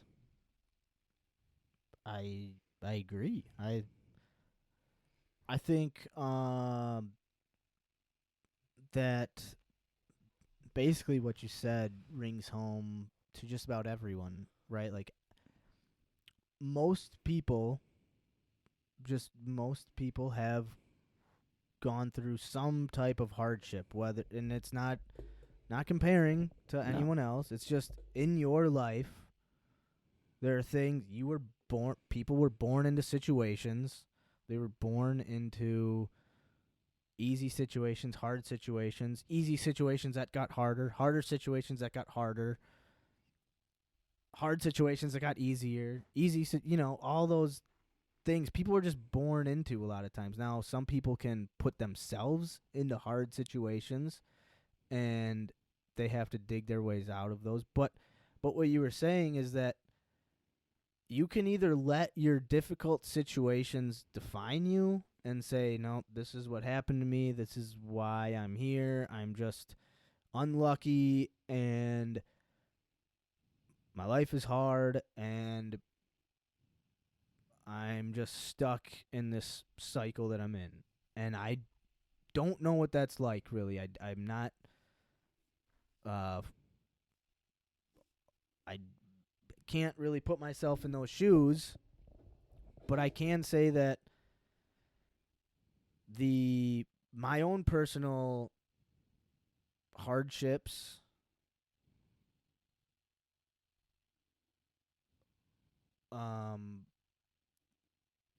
to let them define you is to let them beat you.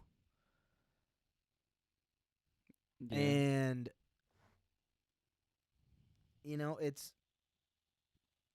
there are certain situations, circumstances that are out of people's control, right? They grow up in an environment where everyone around them is not on the right path, and that's all they see, that's all they know. That's how they grow up. That's what they become, because that's just their environment. They don't have anyone to say, "What are you doing? Stop." Like, this is also a different path you can go down. So, like, I empathize with that situation, right? But in terms of, like, us, me and you, we're talking relatively lucky dudes, good families, good backgrounds. We can let our tough, circumstances or situations bog us down, or we can learn and grow from them. And I can only speak to my own circumstances and my own life.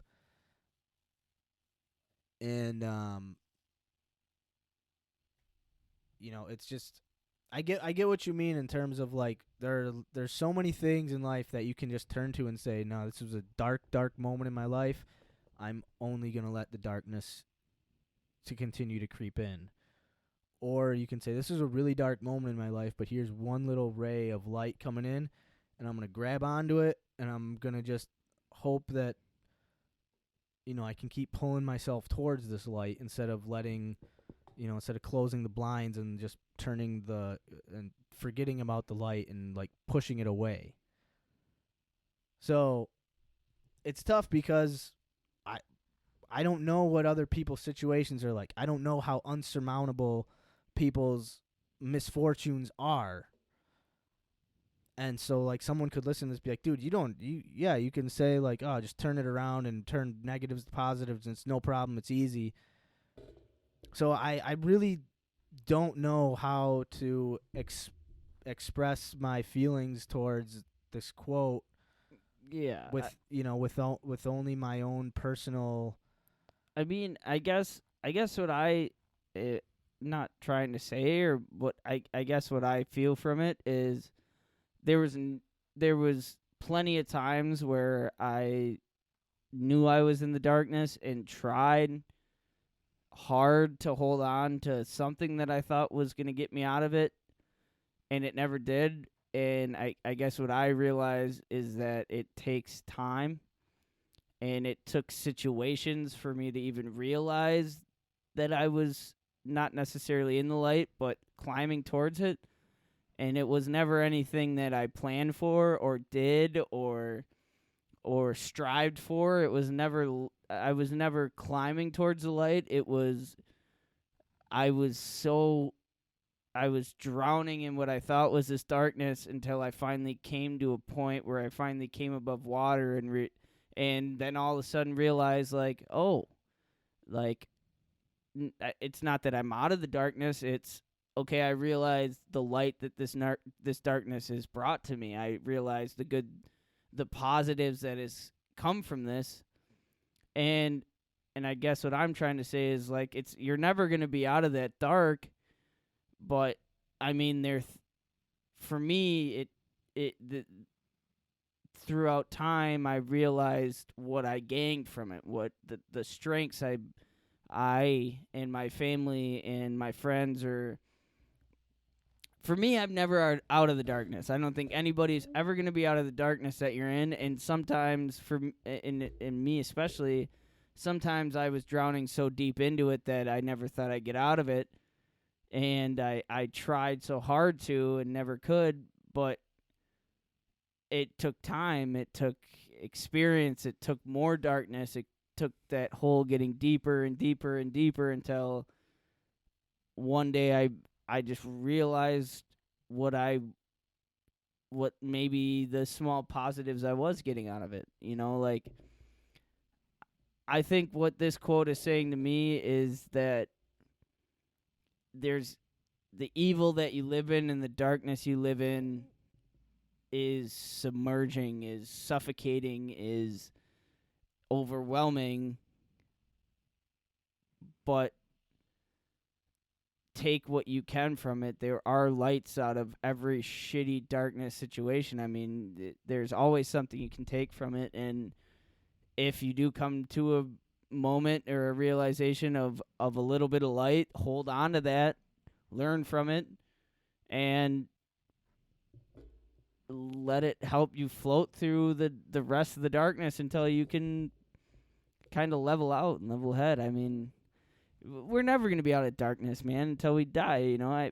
We're going to fucking bring that darkness to the grave, but it's allowing yourself to realize what the light is, and realizing that it's not all, nothing's ever going to be perfect, but if you catch a glimpse of that light, hold on to it, learn from it, and keep on going, and just make sure you emphasize on them moments, because they come.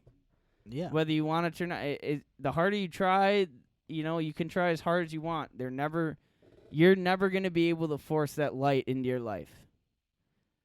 And to me, I guess that sounds shitty, but like, it comes naturally. You learn from it. It's just a natural circle to me, where it's like, I have to suffer to see the positivity that's coming from that suffering. Like, I have to suffer to understand what's good from it. Why I'm learning from it. Why do I feel positive through this suffering? Why do I feel so good right now through all the bullshit I've been through? And why do I feel bad about feeling good? And how can I hold on to that and learn from it, I guess? I don't know. I mean, evil's everywhere, man. No, yeah. Learn to fucking strive from it, I guess. Made me think, like, you have to, if you can acknowledge your darkness, whatever your personal darkness is, if you can acknowledge it and just say that this is what it is, personally, I feel like you should also be able to say what some of the light is. Like, again, personally, I can say, I can pick out the darkest things, but that means, like, I can also pick out some pretty light things, the lightest, the light coming in, you know, but it's the picking out the dark things is so much easier, right? It's so, like we said before, it's so much easier to just pick those things out and hold on to them, but you really have to stop and go, okay, these are my darknesses. Where is my light in these darkness? Where is my light in these dark situations? Because it's there. But if you refuse to look and you refuse to try, then yeah, of course you're never going to find it. Yeah. And you can say, well, my situation is just so much worse than anyone else's. And that may be true, but it's not going to get you anywhere. I can just about guarantee you that someone else's situation is worse than yours. There's someone out there who is living a horrendous life that we all wish was not the case. We all wish we could Whoever has it the worst, somebody has it worse than them. Right. And you can sit and you can dwell on that. You can, or, you know, like, we're lucky enough to be able to say, like, I have this life, and I'm gonna try to choose to be positive, and I'm gonna try to choose to only focus on the light. I recognize that there is darkness. I recognize that it is a part of life. It's a part of my life. It's a part of everyone's life. Am I gonna dwell on my darkness, or am I gonna dwell on the light in my life? And sometimes it's easier to dwell in the darkness, and sometimes it's easier to dwell in the light. But it's like as soon as you start feeling that darkness creeping in, try to remind yourself that there is light there and sit in that lightness and don't sit in the dark. Damn it, that was such a good time to fucking call. Hey. Hell yeah. Oh, man. I'm feeling pretty delightful. Hell yeah, man. That was episode 32, little mental I health must talk. construed that was a pretty goddamn good conversation. That was a good right combo, there. man. That was good. Hey. Had a lot of fun. Thank you for tuning Shout in. out. I know your time is valuable. There's thousands of Guess you could have settled for, but now you're just vibing with two goofy dudes from Wisconsin who like to discuss the problems and figure out ways to solve them. And now the listeners to get up out of their comfort zone. Try some shit they ain't done before. This is Hold Us Accountable. Find that fucking light at your tunnel. Hell yeah. And if you can't, swim in the darkness Until you find that light. and crack a goddamn beer when you're in that darkness. Because goddamn, once you reach that light, it's pretty goddamn good. Crack a Kama Citra Hazy IPA. Straight out of the HUA studio. Hell yeah. I appreciate y'all. Love you.